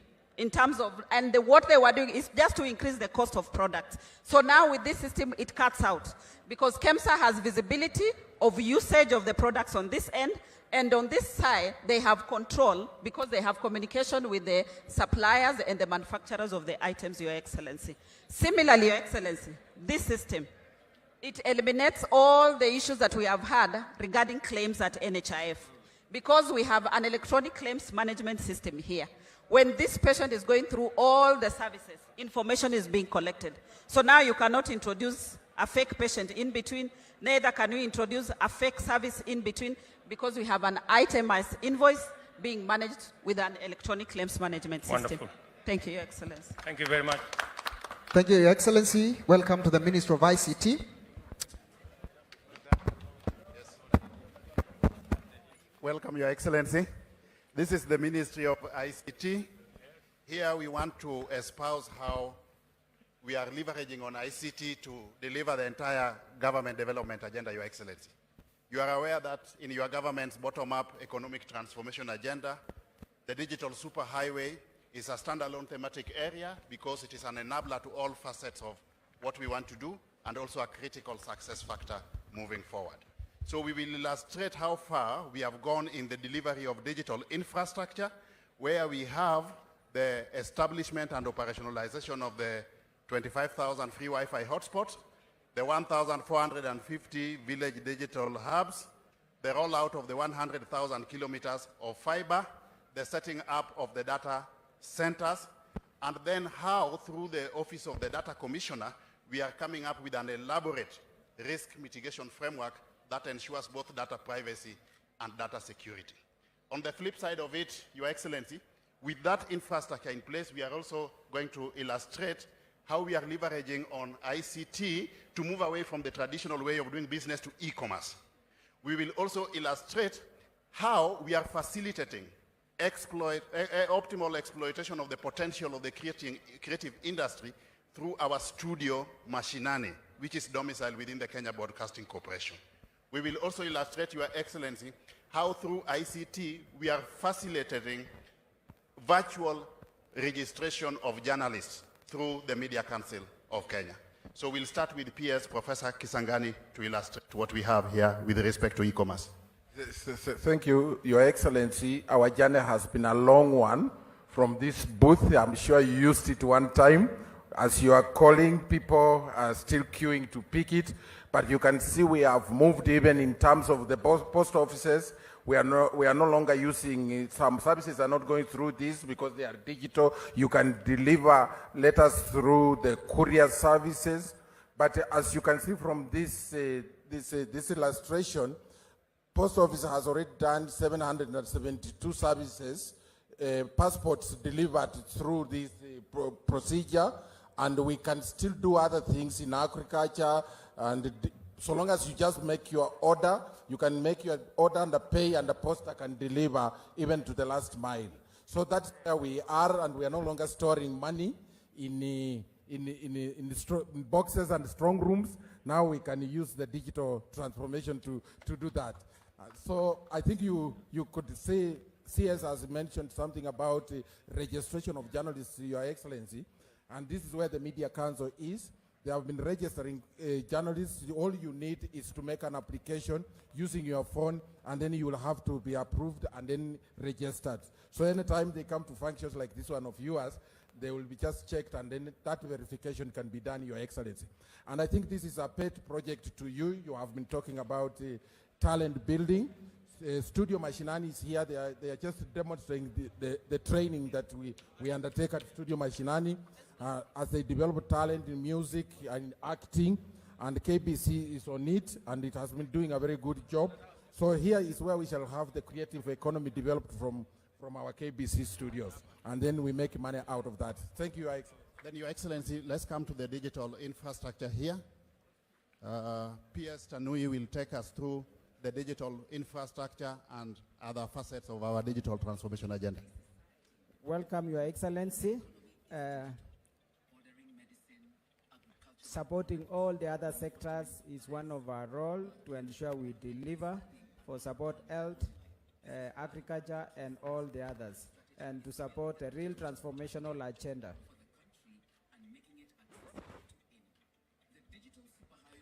This, we are building the infrastructure across the country, the 100,000 kilometers. We have identified all the points that we are going to deploy. And we are going to work with private sector and also public sector institutions.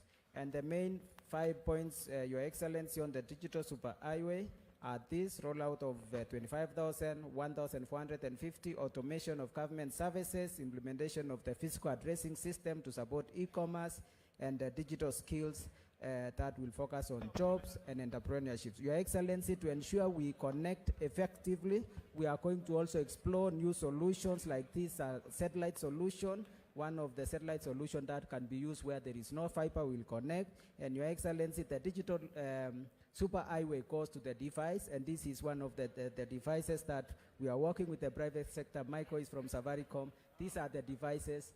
First week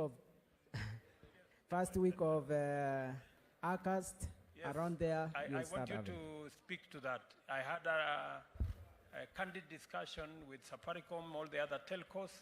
You people told me 28th of July, you will have the first rollout of the $40 smartphone. Can you speak to that? Your Excellency, thank you for your patience and your memory. So these are the sample devices that we are working through. That is the 6.5-inch, and that is the 5-inch. So this is the entry phone, entry smartphone, and this is the 6.5 smartphone.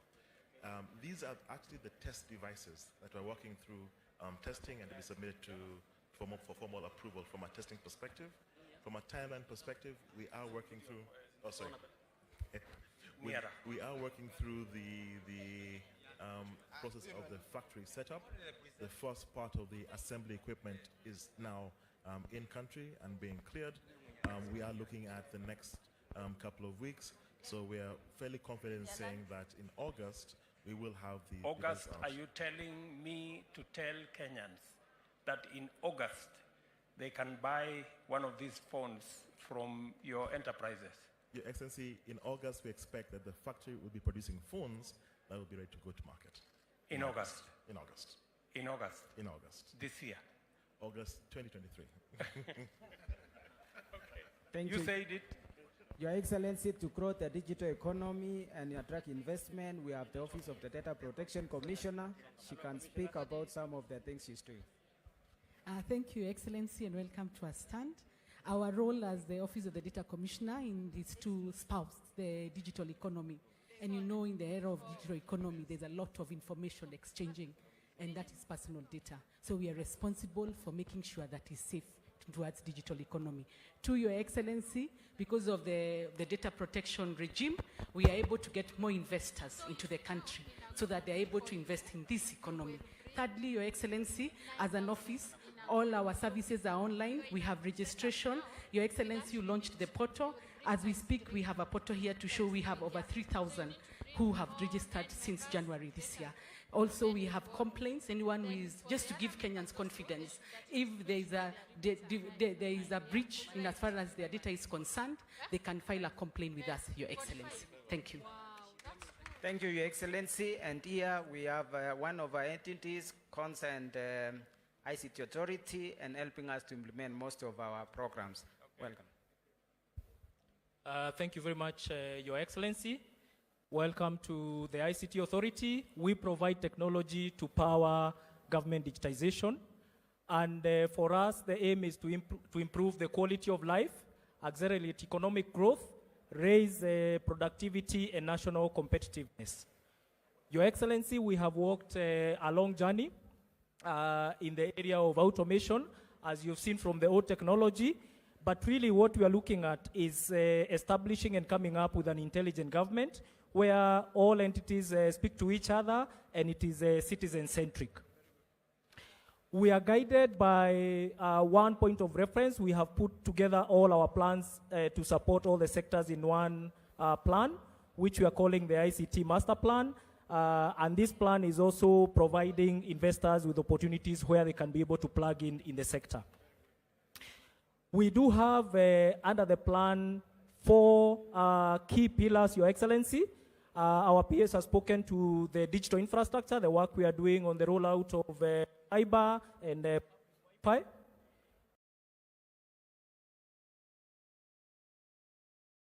But today, tied to our launch today, is the area of the digital services, Your Excellency. Digital services is anchored on a number of pillars. And what we see as the e-citizen system is the one-stop shop for government. But below it, we have established, and we are in the process of establishing a number of pillars. One of it is the digital identity. Then we are also supporting all the government agencies in automation of their records and digitization of those records, and then also providing the government systems which will then help operationalize the digitization. Your Excellency, just to take you back quickly, the other two pillars, one is on digital innovation and enterprise. For this, we have done e-commerce portal, which as we deploy the public Wi-Fi, the people in the markets can go in as a marketplace, and we are going to show you just quickly how that works. We realize that as we deploy this technology, and we onboard services and we avail services online, we need to empower our people for them to be able to utilize these services, and also skill the public sector for them to deploy and serve our citizens. So, Your Excellency, we will just later on show you. So my question to you is exactly on that lady there. Can you go back there where you are? Have you just come from? No. Yeah, here. You remember this, so what, because you've talked about digital skills, right? And e-commerce and digital jobs, yeah? Digital opportunities. So what is the plan on digital skills? Because we have the program that we are working with Tibets. We have asked our members of parliament to work with you at the ICT to establish digital hubs. Yes, Your Excellency. Or ICT hubs. Yes. 1,450, one in every ward. Yes, and I am happy that members of parliament have agreed, and they are already working on the legislation to enable CDF to be deployed in that. And then number three, we also need to bring, working with the counties, and I'm happy Governor Sakaja was here, working with the counties to bring the vocational training centers. There are about 4,000 of them. The vocational training centers in every part of Kenya should be brought into this matrix of them being centers where we can deploy the education on e-learning, e-commerce, and e-skills. Yes. Have you thought about that beyond what we are doing? Waziri? Thank you, Your Excellency. We have already have consultative sessions with the Council of Governors, and the county governments have committed to make the vocational training centers available for this purpose. We have agreed on very, very clear roles and responsibilities. As government, we are going to provide the internet, we are going to provide the personnel. But the county governments, first of all, they will ensure that as we roll out the fiber, they will not be charging anything for the way it lives. That will be free to enhance connectivity.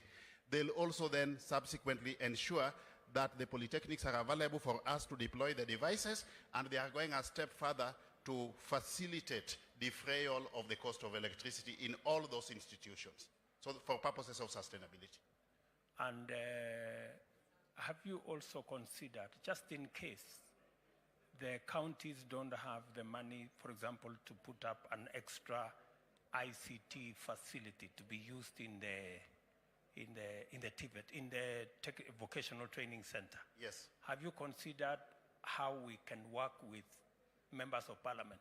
Yes. Because members of parliament have proposed that they can use the CDF facility to build either a lab or an extra classroom for this purpose. I would suggest that you explore the possibilities of, just in case, because many of these facilities may not have the requisite infrastructure for you to deploy the internet and the e-learning facility. Again, Your Excellency, that's work in progress. In fact, it is at the very tail end. We have had consultations with the members of parliament through our ICT committee of the National Assembly and the ICT committee of the Senate. They have committed to provide facilities in each and every ward where we can do the deployment of the village digital laboratories. They have gone a step further, Your Excellency, to facilitate amendments to the relevant acts that would enable them to meet some of the costs of the challenges we have been facing, such as electricity, Your Excellency. Thank you. Thank you very much. Thank you, Your Excellency. Welcome to the home of hustlers. Your Excellency, welcome to the Ministry of Cooperative and MSME, Your Excellency. If you don't mind, you can take a 2-minute sit, or if you can stand. Your Excellency, yeah, you can choose. You can choose. Prime, the Deputy President. Your Excellency, you gave a promise to Kenyans that government of Kenya will be able to budget and allocate 50 billion shillings per year. Your Excellency, this is about financial inclusion, financial literacy, digital literacy across the country. Today, that time, Your Excellency, we were talking about simulation. Today, we are talking of a story. We have traveled the journey. Today is exactly 7 days. This is the youngest fund in Kenya, but the largest at the same time. So, Your Excellency, I'll take you about 2 minutes to just show you and demonstrate the journey we've traveled since November 30th last year. Your Excellency, to access this fund, you go to a USSD code, *254, and then that takes you to the page of the Hustler Fund. Your Excellency, this is the journey we've traveled. The first product is personal loan product. You can see from here, in December, in November, that one day, we recorded 410,000 subscribers. In December, we recorded 16.1 million subscribers. Over time, this month of June, 210,000 were subscribers. In total, Your Excellency, we have been able to register borrowers. 17.2 of those 20.56 are borrowing currently under personal loan. Now, these are the features and the statistics that we are generating from that data. Gender distribution. The men are 53%, women 47%. And I think that's about training. We need to do training because I believe women are could be the biggest beneficiaries. Look at the phone type. The feature phone is 55%, meaning truly the borrowers are hustlers, and the smartphone is 45%. Now look at also the distribution in terms of counties. The lowest county is 51,000 subscribers, and the highest, which is Nairobi, is 2 million subscribers, which is almost related to the population distribution across the country. Also, it tells you the fund is equitable. It spreads across the country. Next page, please. Now, the personal loan product, this is the repayment. The county of Nyeri are good people, generally, in terms of payment and honoring debts. And you can see from this number, 76% are paying, Kiambu and all the way. That is how the payment and the demographics we are generating. Now, you go to the next one, the group loan product. Your Excellency, on the 1st of June, during Madaraka Day in Embu, you launched the second product. The number of groups we have been able to register so far, as of today, this morning, is 273,746. The ones that are active and ready to borrow are 26,220, meaning 9.6 of the groups that have been formed. The average, the number of members is approximately 1 million who have borrowed. Now, the ones who have been approved is 6.7, the one undergoing approval is 333. The average ticket, the average loan which has been disbursed is 77 million, and the number of loans that have been issued is 11,000, and the groups that have borrowed are 11,431. Now, the other information we are getting, the average ticket now to the groups is 6,739, and the highest ticket, the highest group that has borrowed is 54,000. Our journey is to move from, our highest ticket will be 200,000 when the groups attain their limit. The loan repayment, we have also recorded. Now, when it comes to group, you see the disparity widens. There are more men who are borrowing under groups, 58%, women are 42%. Basically, we think it's about training, sensitization, and capacity building. Now, look at the average age of borrowers. Over 18 to 29, the character and the age of the group is 43%. Basically saying these are youth. Then you go to below 50%. You're saying 70% of the borrowers are below the age of 39? 39, yes, sir. That is 70%? 70%.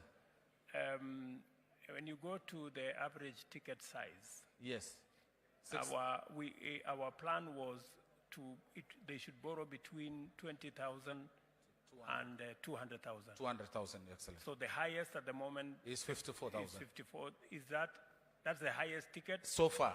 So far. So far. But they are on a journey. As they borrow and repay, we keep changing the limit and raising up. And I believe and again, it depends on the group. If the group has it's made of, if you borrow and pay on time, then your credit score is very high. So the average of the members gives you the limit for that group. So let's go to the next page, please. So registration and formalization, you see we have this e-certificate as part of onboarding. And there is a graduation we are building and partnership we are forming. If you allow me, let me allow the PS to just take us through the formalization and partnership. Thank you. Thank you so much, Your Excellency. This has proven to be the most productive digital financing product across the globe. So here, the story we are telling here is that all the Hustler Fund beneficiaries with positive credit score can now be graduated from the personal loan to the second loan which you are having right now, product which is Chama, and the next the SME loan and also the startup loan.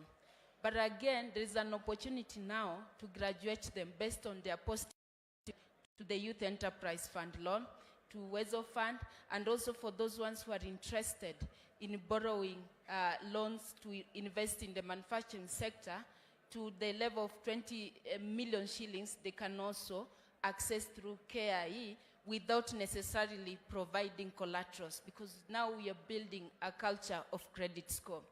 Let's move on. And again, through this product, we've been having conversation with a development partner. The financing gap in Kenya, as far as MSME is concerned, is 20 billion USD. And now they are willing to take on board all the Hustler Fund beneficiaries, the 20+ million Kenyans who have subscribed through that and have registered credit score. We scaled them up so that they can move from micro, small, medium, and eventually to large enterprises. So far we have commitments, we have commitment from the World Bank. We are working on the 3 programs with them, which will benefit the Hustler Fund beneficiaries who have positive credit score.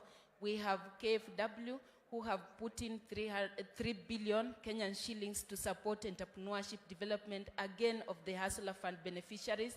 We have ADB, JICA, EU, and many other partners coming on board. And also, we've had expression from the commercial banks, including KCB. In fact, KCB were asking us, when can we start lending to these 7 million regular borrowers of the Hustler Fund? And we are working out there. We are nurturing a culture of credit score. As you know, we didn't have that culture. Already, the 7 million Kenyans who had been listed in the credit bureau have now successfully been integrated back to the economy. We're also working with the private sector to create a reliable credit score based on alternative data driven by opportunities. For example, those who are investing in our priority value chains, dairy, leather, building and construction, can now have a metric that can support them to access higher. And Your Excellency, here we are promoting a saving and investment culture. I didn't see you with your phone because you were first Hustler Fund beneficiary. You would have checked your saving balance.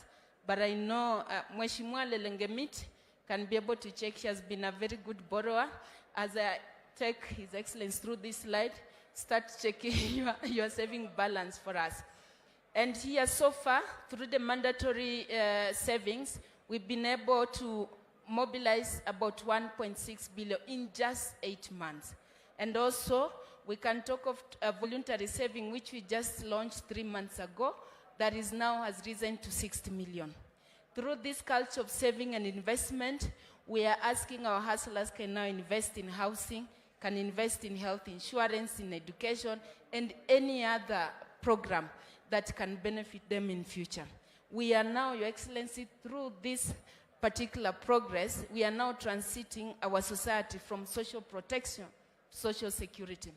Market linkages, again, Your Excellency, we want to create a virtual market to enhance access to market both local and globally for over 20 million MSMEs that we have in Kenya. Thank you, Your Excellency. Thank you very much. Maybe the last one is the power of partnership, public-private partnership. Without the private sector, Safaricom, Airtel, Telcom, KCB, Family Bank will not be where we are. So we are showcasing the power of public-private partnership. And that platform we are creating will create e-commerce. 20 million people can create a powerful e-commerce. The aggregation centers we are building in our counties will be a very good area where we can also showcase the Hustler Fund. Your Excellency. Thank you very much, Waziri. I think the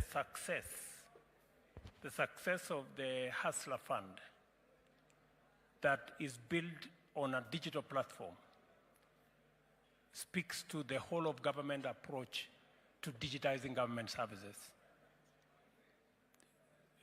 20 million Kenyans, 17 million borrowers, 7.1 million regular borrowers on the Hustler Fund have been able to transact with government, with the Hustler Fund, without knowing anybody.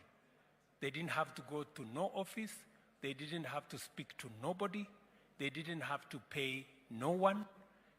Each and every member of our society has been able to access, and the numbers are here. They speak for themselves. County by county, we have 2 million people in Nairobi County. We have 1.1 million people in Kiambu, 848 million in Nakuru, all the way. Kwale, 270,000, not million, 270,000 people. Nyandarua, 200,000 people. Elgeyo Marakwet, 140. So all these Kenyans, Homa Bay, Migori, 322. Taita Taveta, or that's what? Trans Nzoia, 327. You know, Embu, 278,000. All these Kenyans have been able to access this financial government service without having to talk to anybody.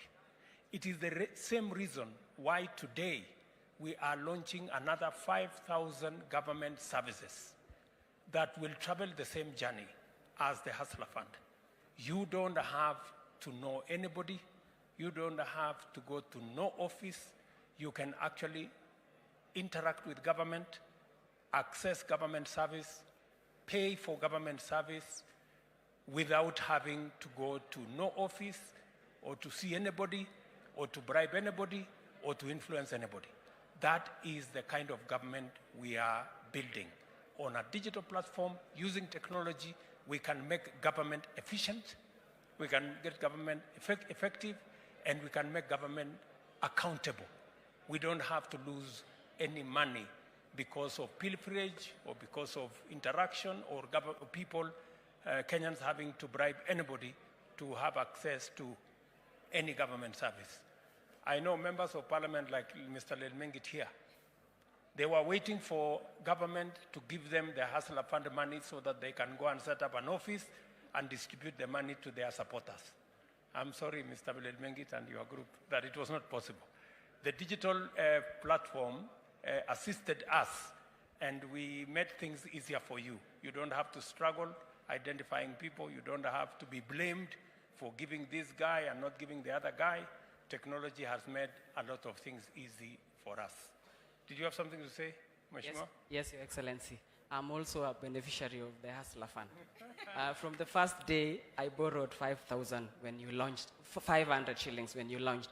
And now I can comfortably borrow 3,500. My savings is around 3,200.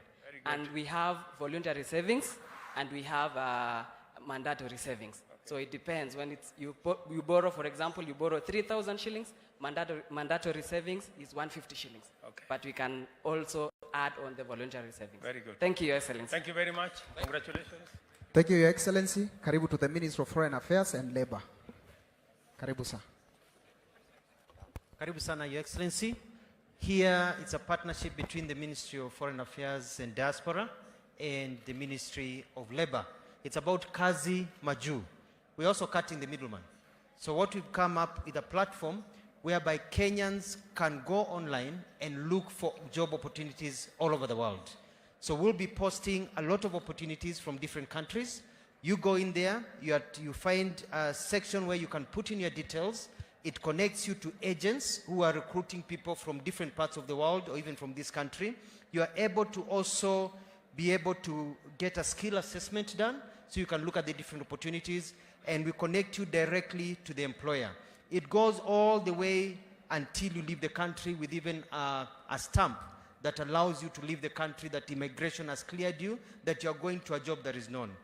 It will also be able to track the remittances and how your life is continuing overseas. So itakuwa ni kama kazi chap chap. Hakuna mambo ya kungojea kutafutiwa kazi na mtu. You log in, you get your job, and we'll be feeding the jobs here and cutting out scrupulous agents. So if an agent is not listed in this system, you don't trust them. Kenya government itself, the Ministry of Diaspora, will also become agents. We are forming teams that will be going out in the different parts of the world, looking for jobs and uploading them so that Kenyans can also apply for those jobs that have been sought out by the Kenyan government. I'm going to give the Minister of Labor to say a few words, and we've got a champion, Judy Chipchichiru, who has been able to send over 7,000 people overseas, and we've got a young man called Zablon who today wants to apply and look for a job immediately and get posted so that he can leave the country in a month and go look for opportunities overseas. Your Excellency, Kazi Maju. So Kenyans need to be ready to apply. Two questions, Waziri. Yes, sir.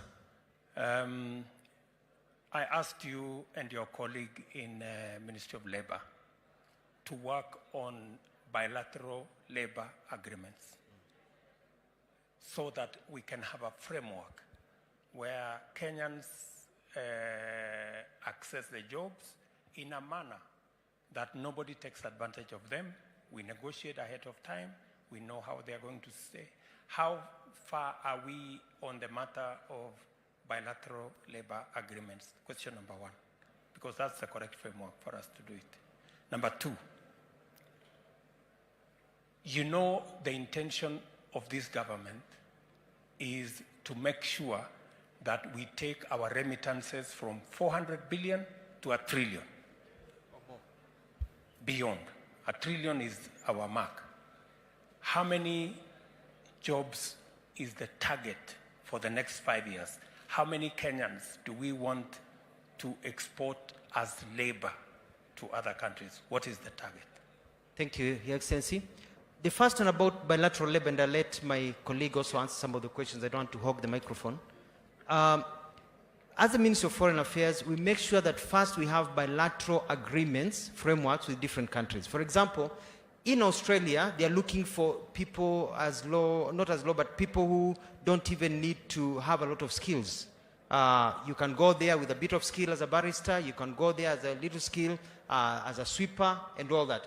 And they're importing them from Europe. Kenyans can't go there because we don't have a bilateral framework, so we can't even sign a bilateral labor agreement. So we are trying to get bilateral frameworks with as many countries as possible. The Ministry of Labor then comes in and initiates bilateral labor agreements, and she'll be able to tell you how far we are. We have signed quite a bit, and we're working on the others. I will let Judy also answer the question on the issue of the numbers, because we've been dealing with that, so that at least somebody gets a chance to say something also. Thank you, Your Excellency. We work with the Ministry of Foreign Affairs.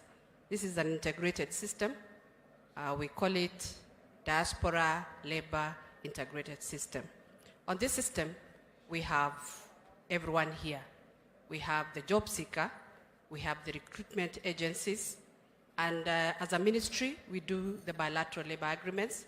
We've already done with the Gulf regions, we already had for domestic workers, but now we want to review to have the other skills brought on board so that we are able to export everyone, not just the domestic workers. So we've done with the Gulf region. We are about to do with Germany. We are about to do with Canada, and we'll be good to go. Okay, do you have time? How much time do we give you for the other? Because already we had conversation with the German government, Yes. and they asked us that they want 250,000 workers. Yes. We have close to 100,000 workers going every year to Canada from all over the world. True. A part of that should come from Kenya. We have the same thing in South Korea. You remember we were in South Korea. Yes. We have the same thing in the US. We have the same thing in Australia. We have the whole of the Gulf region. So, and I want you to speak to the fact that the only reason why we have all these problems with the domestic workers is because that was the only labor agreement we had. True. We have more people in Kenya with better skills, with more skills than domestic workers. True, Your Excellency. But we didn't provide for a The framework. other skills. The other skills. Yes. What are you doing to make sure that the other skills are included in that exercise? PS has been working on the bilateral labor agreements with the other technical teams from the other countries. Let him Please, speak about PS. it. That is correct. Thank you very much, sir. In the recent past, we have moved towards professional and skilled cadres. We have sent out 10 BLS, bilateral labor agreements to different countries, including Poland, Australia. Next week, we have a meeting with Germany. We already sent them a proposal in the form of a BLA. There is a meeting between Waziri and Canada next week, the Canadian High Commissioner on the Canadian jobs. So we are making progress on that front. We need, on average, 3 to 6 months to negotiate and to conclude all these BLS that are already in those countries. Okay. Jobs, what is the target? How many jobs are we targeting? At the moment, per month, we'll be doing about 25,000. But if we ensure that the BLS in those countries go through, then we'll be able to get about 800,000. Can I take it from you, Waziri, the two ministers and your teams, that by the end of this year, we must conclude the bilateral labor frameworks and the bilateral labor agreements so that we can open the opportunity for the millions of young people in Kenya today who have different skills out of college, out of school, out of university to access digital jobs that are available globally. Can I get an undertaking from you? Yes, I give you an undertaking that by December this year, it's going to be a different playing field. And it's not just about, we have to provide opportunities for people to find the jobs. We're also doing a bit of training because they are competing with other nations, Philippines and others, for people to be able to qualify for the jobs and able to compete with others and get employment. But also with the bilateral agreements, it's also to get good packages. For example, you find in some countries, if your passport is from a European country, you get, let's say, for example, 100,000 shillings. But if your passport is Kenyan, even though you're doing more work than the person, same qualifications, you're getting 30,000 shillings. So we are trying also to get an equity for our people so their rights are also not abused in that way. But I give you an undertaking, Your Excellency, that by the end of this year, we'll be looking at those numbers of an average of about 85,000 people a month going overseas. Can we listen to somebody from the private sector? Thank you, Your Excellency. For us to be able to grow our remittance to $1 trillion, we need to look for job opportunities out of the country. And we do have a plan that we've laid down on the strategies on these jobs, how the projections has to come out so that we achieve. And we gave you a proposal that for the ceiling 2023-2024, we are looking forward to create 1 million jobs so that for us to be able to grow our remittance. And we have the framework that we've started as agents, and we are working with the ministry so that we achieve that. Thank you. What do you need to do? You are among the agents who are scouting for these jobs, right? Yes. Now, what has been the problem in the past between the agents, the government of Kenya, the jobs, and the other countries? And how have we addressed it over the last couple of months? Thank you, Your Excellency. The problem that we had before is because the government was working in silos, where they were working and having information on their own, and the agents were on their own. But now, the recent few days that we've come together, we are working as a team, whereby the ministries sent us the information to where we are able to move. And we are on this other end telling the government where we need to look for jobs. Yep. So there is now a collaboration. Under Yes. the framework we said, what was that framework we called it? Foreign employment? Labor Export Acceleration Team. Labor that you are Export Acceleration Team. Yes, thank you. To make sure that we create, we bring together the agents and the opportunities they have access to, and make sure that government facilitates Yes. the skills, to identify where the skills are, connect them with the jobs, and be able to export labor. Is Yes. that correct? Yes. Very good. Thank you so very much. much. Thank you. Thank you. Thank you, Your Excellency. Thank you, Excellency. Karibu to Visa, Your Excellency. This is Visa, Your Excellency. This beautiful lady is going to take you through. Your Excellency, welcome to the Visa stand. My name is Eva, and I look after the Visa business in Kenya. First, congratulations on enabling over 5,000 services on eCitizen. We didn't think it was going to happen, but we're here today, so congratulations for that. But over and above that, we are a partner of eCitizen. We are powering the eCitizen platform through our secure payment gateway, CyberSource, that makes it possible for cardholders, whether locally or internationally, to pay for government services online. But as we are part of this transition journey, we are working with the Directorate of eCitizen to enable technology, to provide financial resources that will help create awareness, that will help create thought leadership, that will help advance the platform so that there is more access, and it's an engaging platform for the government to engage with the citizens. But the other thing, and I want to just take a minute of your time to talk about, is what Visa has done. As Gava goes mkononi, Visa has also gone mkononi. So we are now making it possible for hustlers to accept digital payments on their mobile phone. And that's what I want to take a minute to show you how we're doing it. Because if they can't collect, if they can pay if they can sell digitally, then they can pay for government services. Yeah. Thank you so much, Your Excellency. My name is Paul, and I'm happy to take you through how a small trader or an hustler or any other businessman is able to receive payment digitally, and at the same time also be able to pay out the payment digitally. So initially, we used to have a challenge whereby I needed to have a separate device for me to accept Visa transactions. But right now, what we've done, and it's been a journey, is all what you need is your phone. So as long as I have a smartphone, I can have the payment capability in my phone. Now, with that, it will enable my customers, whether I'm a mama boga, or I'm selling a shop like this one, and people are buying sodas and bread, they'll be able to pay digitally on my phone. And then when I receive the payment, I'll be able also to make my payment, either to my suppliers and other payment. So for example, thank you so much, Your Excellency. For example, if I'm in this shop here and you're buying bread and let's say some soda and some water, then I'll just go to my phone. It is just a normal phone. I'm using actually my own phone, and I'll be able to do a Visa transaction. Assuming the items you've picked are for 450, then I'll be able to charge my card, and I'll be able to receive the money. So I'll receive the money from my card, and then the money will go to my bank account. Thank you. Thank you, Your Excellency. Welcome to Safaricom. The CEO of Safaricom is going to take you through, Your Excellency.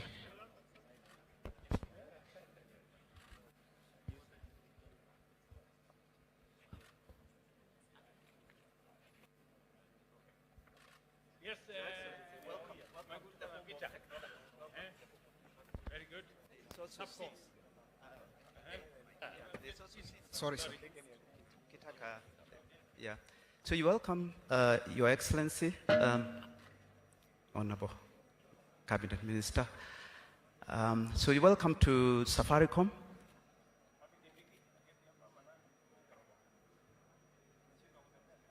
Yeah. So you're in the home of technology, First, I want to congratulate you for the big progress in terms of digitization and going over the milestone of 5,000 transactions, or rather services to the citizens. I still remember in November on 30th when you were sitting asking me a question just before the launch of Hustler Fund, and you asked me the question, Peter, how do you feel? I told you, I hope the system will work. So I hope that I can demonstrate we have the capacity, but also it's secure, that it will work. So we are ready to be the platform that fuels and supports the whole digitization. We say it's about driving digital transformation through connectivity, because people have to be connected to the internet, through fintech, which is about payments and also credit, and also IoT and ICT, which is about solutions that allow digitization to work. So I'll start with the fintech side, which is the M-Pesa side. So of course, Safaricom enables real-time payments for government, and that creates transparency, but also from the person who is paying, it is lower cost, they do not have to travel, and we fuel secure transactions on a daily basis. And you've heard from all the rest of the presenters that they rely on M-Pesa in terms of payment. And the fundamental basis of M-Pesa is actually payments. Then we go to credit, which is where Hustler Fund, Women Enterprise Fund, you know, we are already in phase 2, and CS has spoken through the progress that we are making. We are pleased with what we are able to do, and we are looking forward to phase 3 and 4, Your Excellency. The third one is vouchering. We are powering the Fertilizer project, which through the Ministry of Agriculture, both the actual platform, but also the user journey, including the stock management, that is being powered by Safaricom, but also the actual payment. So it's not just the payment, but it's also the platform that allows farmers to claim the subsidy. And remember that they started with how we were using vouchers for refugees. Now we can use them for claiming fertilizer subsidy. We can go to inputs, and we already have 3.2 million bags of fertilizer, which has already been redeemed, worth 11 billion Kenya shillings by registered farmers. We have 489,000 farmers who have already claimed the subsidies. We are also working with other agencies of government, like HELP, the Higher Education Loan Board. So students can actually pay and manage their loans through this, including we are giving them a credit score so that they understand which students are doing the right thing. And the money is actually, we ensure that the money is used for what it is supposed to be used for. So if money is used for, it's supposed to be used for tuition, it goes to tuition. If the rest of the money is open, then the platform actually manages that. The second thing that we wanted to talk to you, Your Excellency, is connectivity. And our commitment is to ensure that everyone has access to the internet, whether it's through mobile and also through the fiber network. I know you have a big plan for the fiberization of the country. We already have 450,000 homes passed through our fiber network, but also our fiber infrastructure that supports our mobile network can be the backbone and also support the work that you are doing in terms of achieving the 100,000 kilometers. In terms of mobile, we are at 97% coverage on 2, 3, and 4G, and now we have launched 5G. We will have 800 sites at the end of this year in terms of 5G. But the most important is to make sure that we don't leave anyone behind. So we work with the ICT ministry through the USF to ensure those areas that are not commercially viable, they are managed through that fund. Now, of course, once you have connectivity, you need devices. And I know this is one thing that we have spoken for a while, and I know you've been updated by the ICT CS. Yes, we will have local production. And I know that you have already been updated, so I won't go through that. But I'll also say we also have funding in terms of pay-as-you-go We call it lipa mdogo mdogo, where a customer pays 500 shillings deposit and then 20 shillings off their M-Pesa every day, and they get a phone at the end of the period. And we don't charge a big interest. Our objective is to ensure that the customer has a phone, because if they do have a phone, then also our services are secured through that phone. So on that particular issue, Peter, first, let me say the following, that I very sincerely appreciate the partnership of Safaricom in all the areas you have mentioned. We did the Hustler Fund, and together with the other telcos, you led the way, and we appreciate that system. When I asked you that time, my worry was with a kind of avalanche, the system could have gone either way. But I'm happy that Safaricom has stabilized that system and it's working. On the e-voucher for our farmers, it is something that we have been discussing as government for years. I am very happy that this year, working with you and the other players, we delivered fertilizer to farmers on an e-platform, and all the other achievements we have made together. Two issues, Peter, and I want to, this is a discussion I have had with your Boniface, this man who has been to my office so many times and has been very useful. The smartphone. My good people there from ICT told me that August we will have the $40 smartphone. Is it 4G or 5G enabled? It is it's 4G, 4G. Smartphone, because that's the entry point for proper internet access. Correct. So it will be, can I confirm again to you for the second time that in August we will have a rollout of those smartphones? That is correct, Your Excellency. I can hold you to account on that? Yes, that is correct. And on top of that, yes, you're making things even better. You're telling me that 5,400 Kenyans don't have to pay for it at once. Can they, yes, can they buy that phone lipa mdogo mdogo style? They can.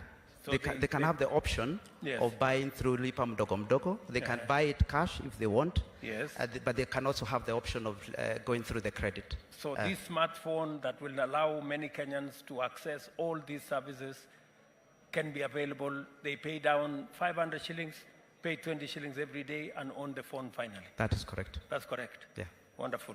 So I think that is something we should congratulate you for. Proceed. Oh, I proceed. Thank you, Your Excellency. And also, we also appreciate your support in helping us work with the various ministries, and we continue to partner with everyone, both at a national level, but also at a county level. I know Governor Sakaja is here. We are also working together to ensure that both the counties are actually enabled in the same way that the national government is enabled. So thank you. Finally, Peter, you have 250,000 network around the country of, is it agents? We actually have 295,000 M-Pesa agents. M-Pesa agents across Kenya? That is correct. These 295,000 M-Pesa agents, can they also have the government app, these 5,000 government services? Can they be available at each of your agents' spots?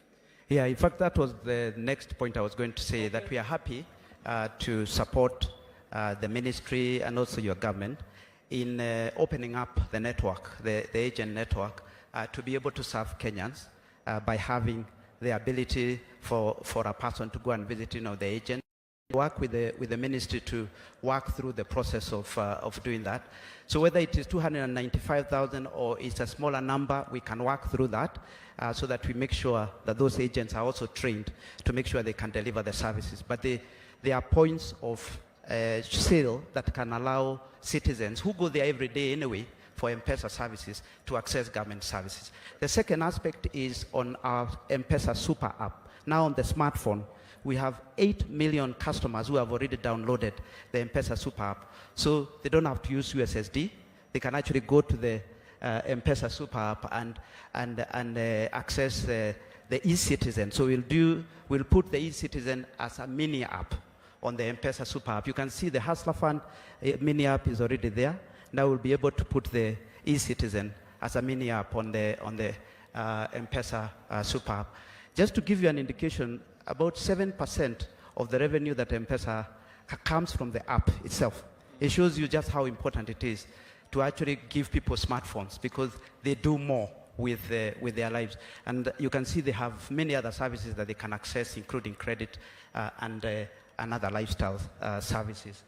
And then the final thing that I want to speak to is on hosting. We host the e-citizen platform in a secure cloud network for us that is owned by Safaricom, and that is very important. That's why M-Pesa is very stable and reliable.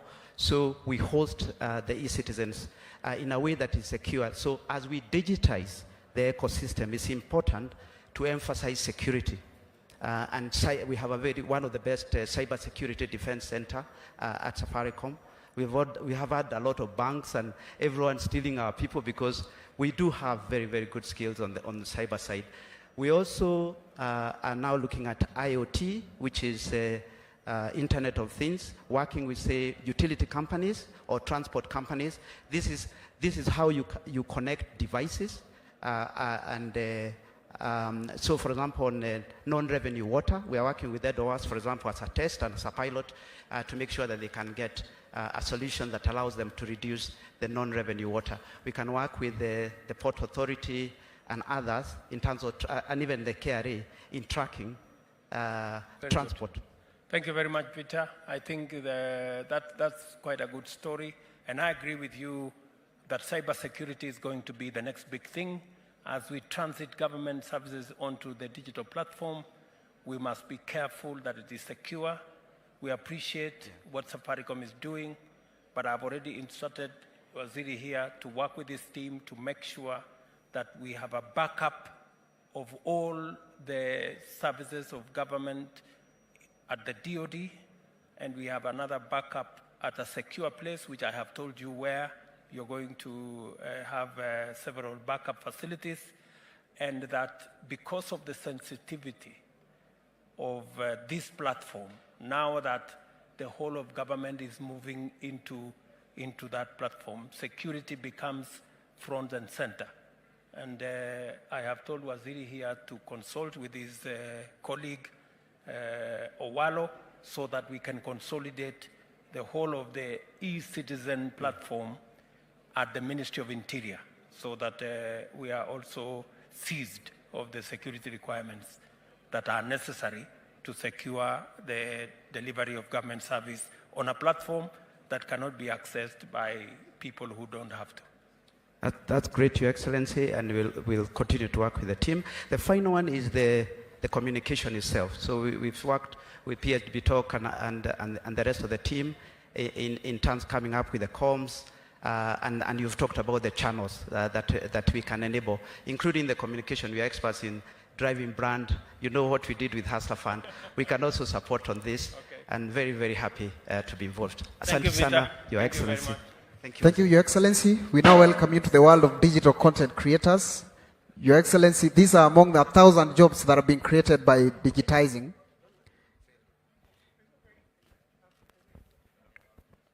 Your Excellency, karibu sana. This here is Phil. He's a top film content creator, and he has an online radio show that is live already, Your Excellency. Ukiingia hapo sasa utakuwa live kwa studio akuuliza maswali mbili.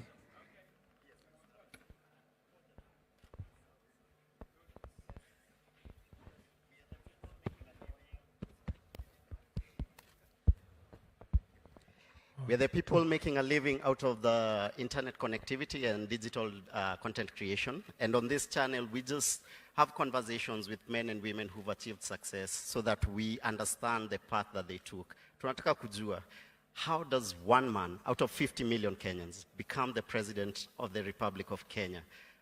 What constitutes, what's the DNA of such a man? Is it the upbringing? What virtues? What culture did you have? Yeah, we want to know, how did you get here? How did you achieve success? First, let me tell you, I'm just an ordinary Kenyan, like all other Kenyans. You don't have to be special, you don't have to be super, you don't have to be genius, you just need to be a simple Kenyan to be able to get where others get. And let me also tell you that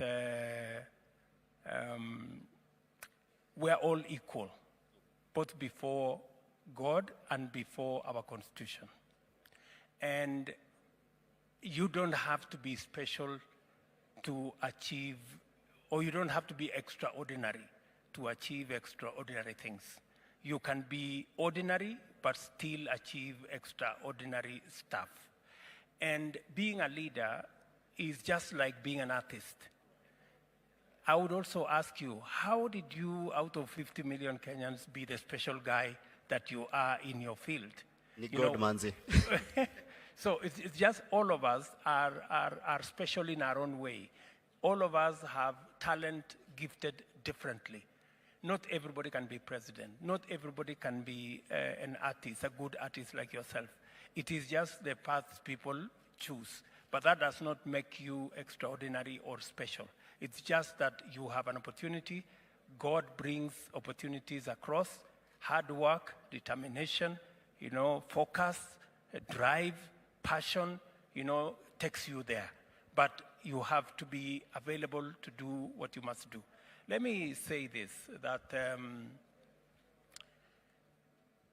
those of us who have the privilege to serve in certain categories, it is not because we are special. No, it is because we have opportunity. Very many Kenyans can do the job I do. Very many Kenyans can do the job you do, right? I consider myself privileged that out of 50 million Kenyans, I am today president. It's not because I am special in any way. God has given me an opportunity, and that is why I don't take it for granted, and that is why I work very hard, because I need to make a difference. That's why, for example, we are here today launching this program. A lady just across in Visa reminded me that when I told them as Visa that time, because they are supporting us on e-citizen, when I told her that we are going to have 5,000 government services in 6 months, she just said she didn't believe it, right? But today, she is part of the launch of 5,084 government services that will be available online, digitized, completed. There are another 3,000 something services that are halfway towards completion. So it just takes determination. It takes focus, and commitment. And that is why I want to persuade the people of Kenya that it may have looked difficult, 6 months ago. How are we going to move from 320 services that were available online that time to 5,084? I haven't done it alone. I have done it with a huge team. The people in the interior, I must say, they have done a wonderful job. The people in ICT, many Kenyans, the people working in ministries, departments,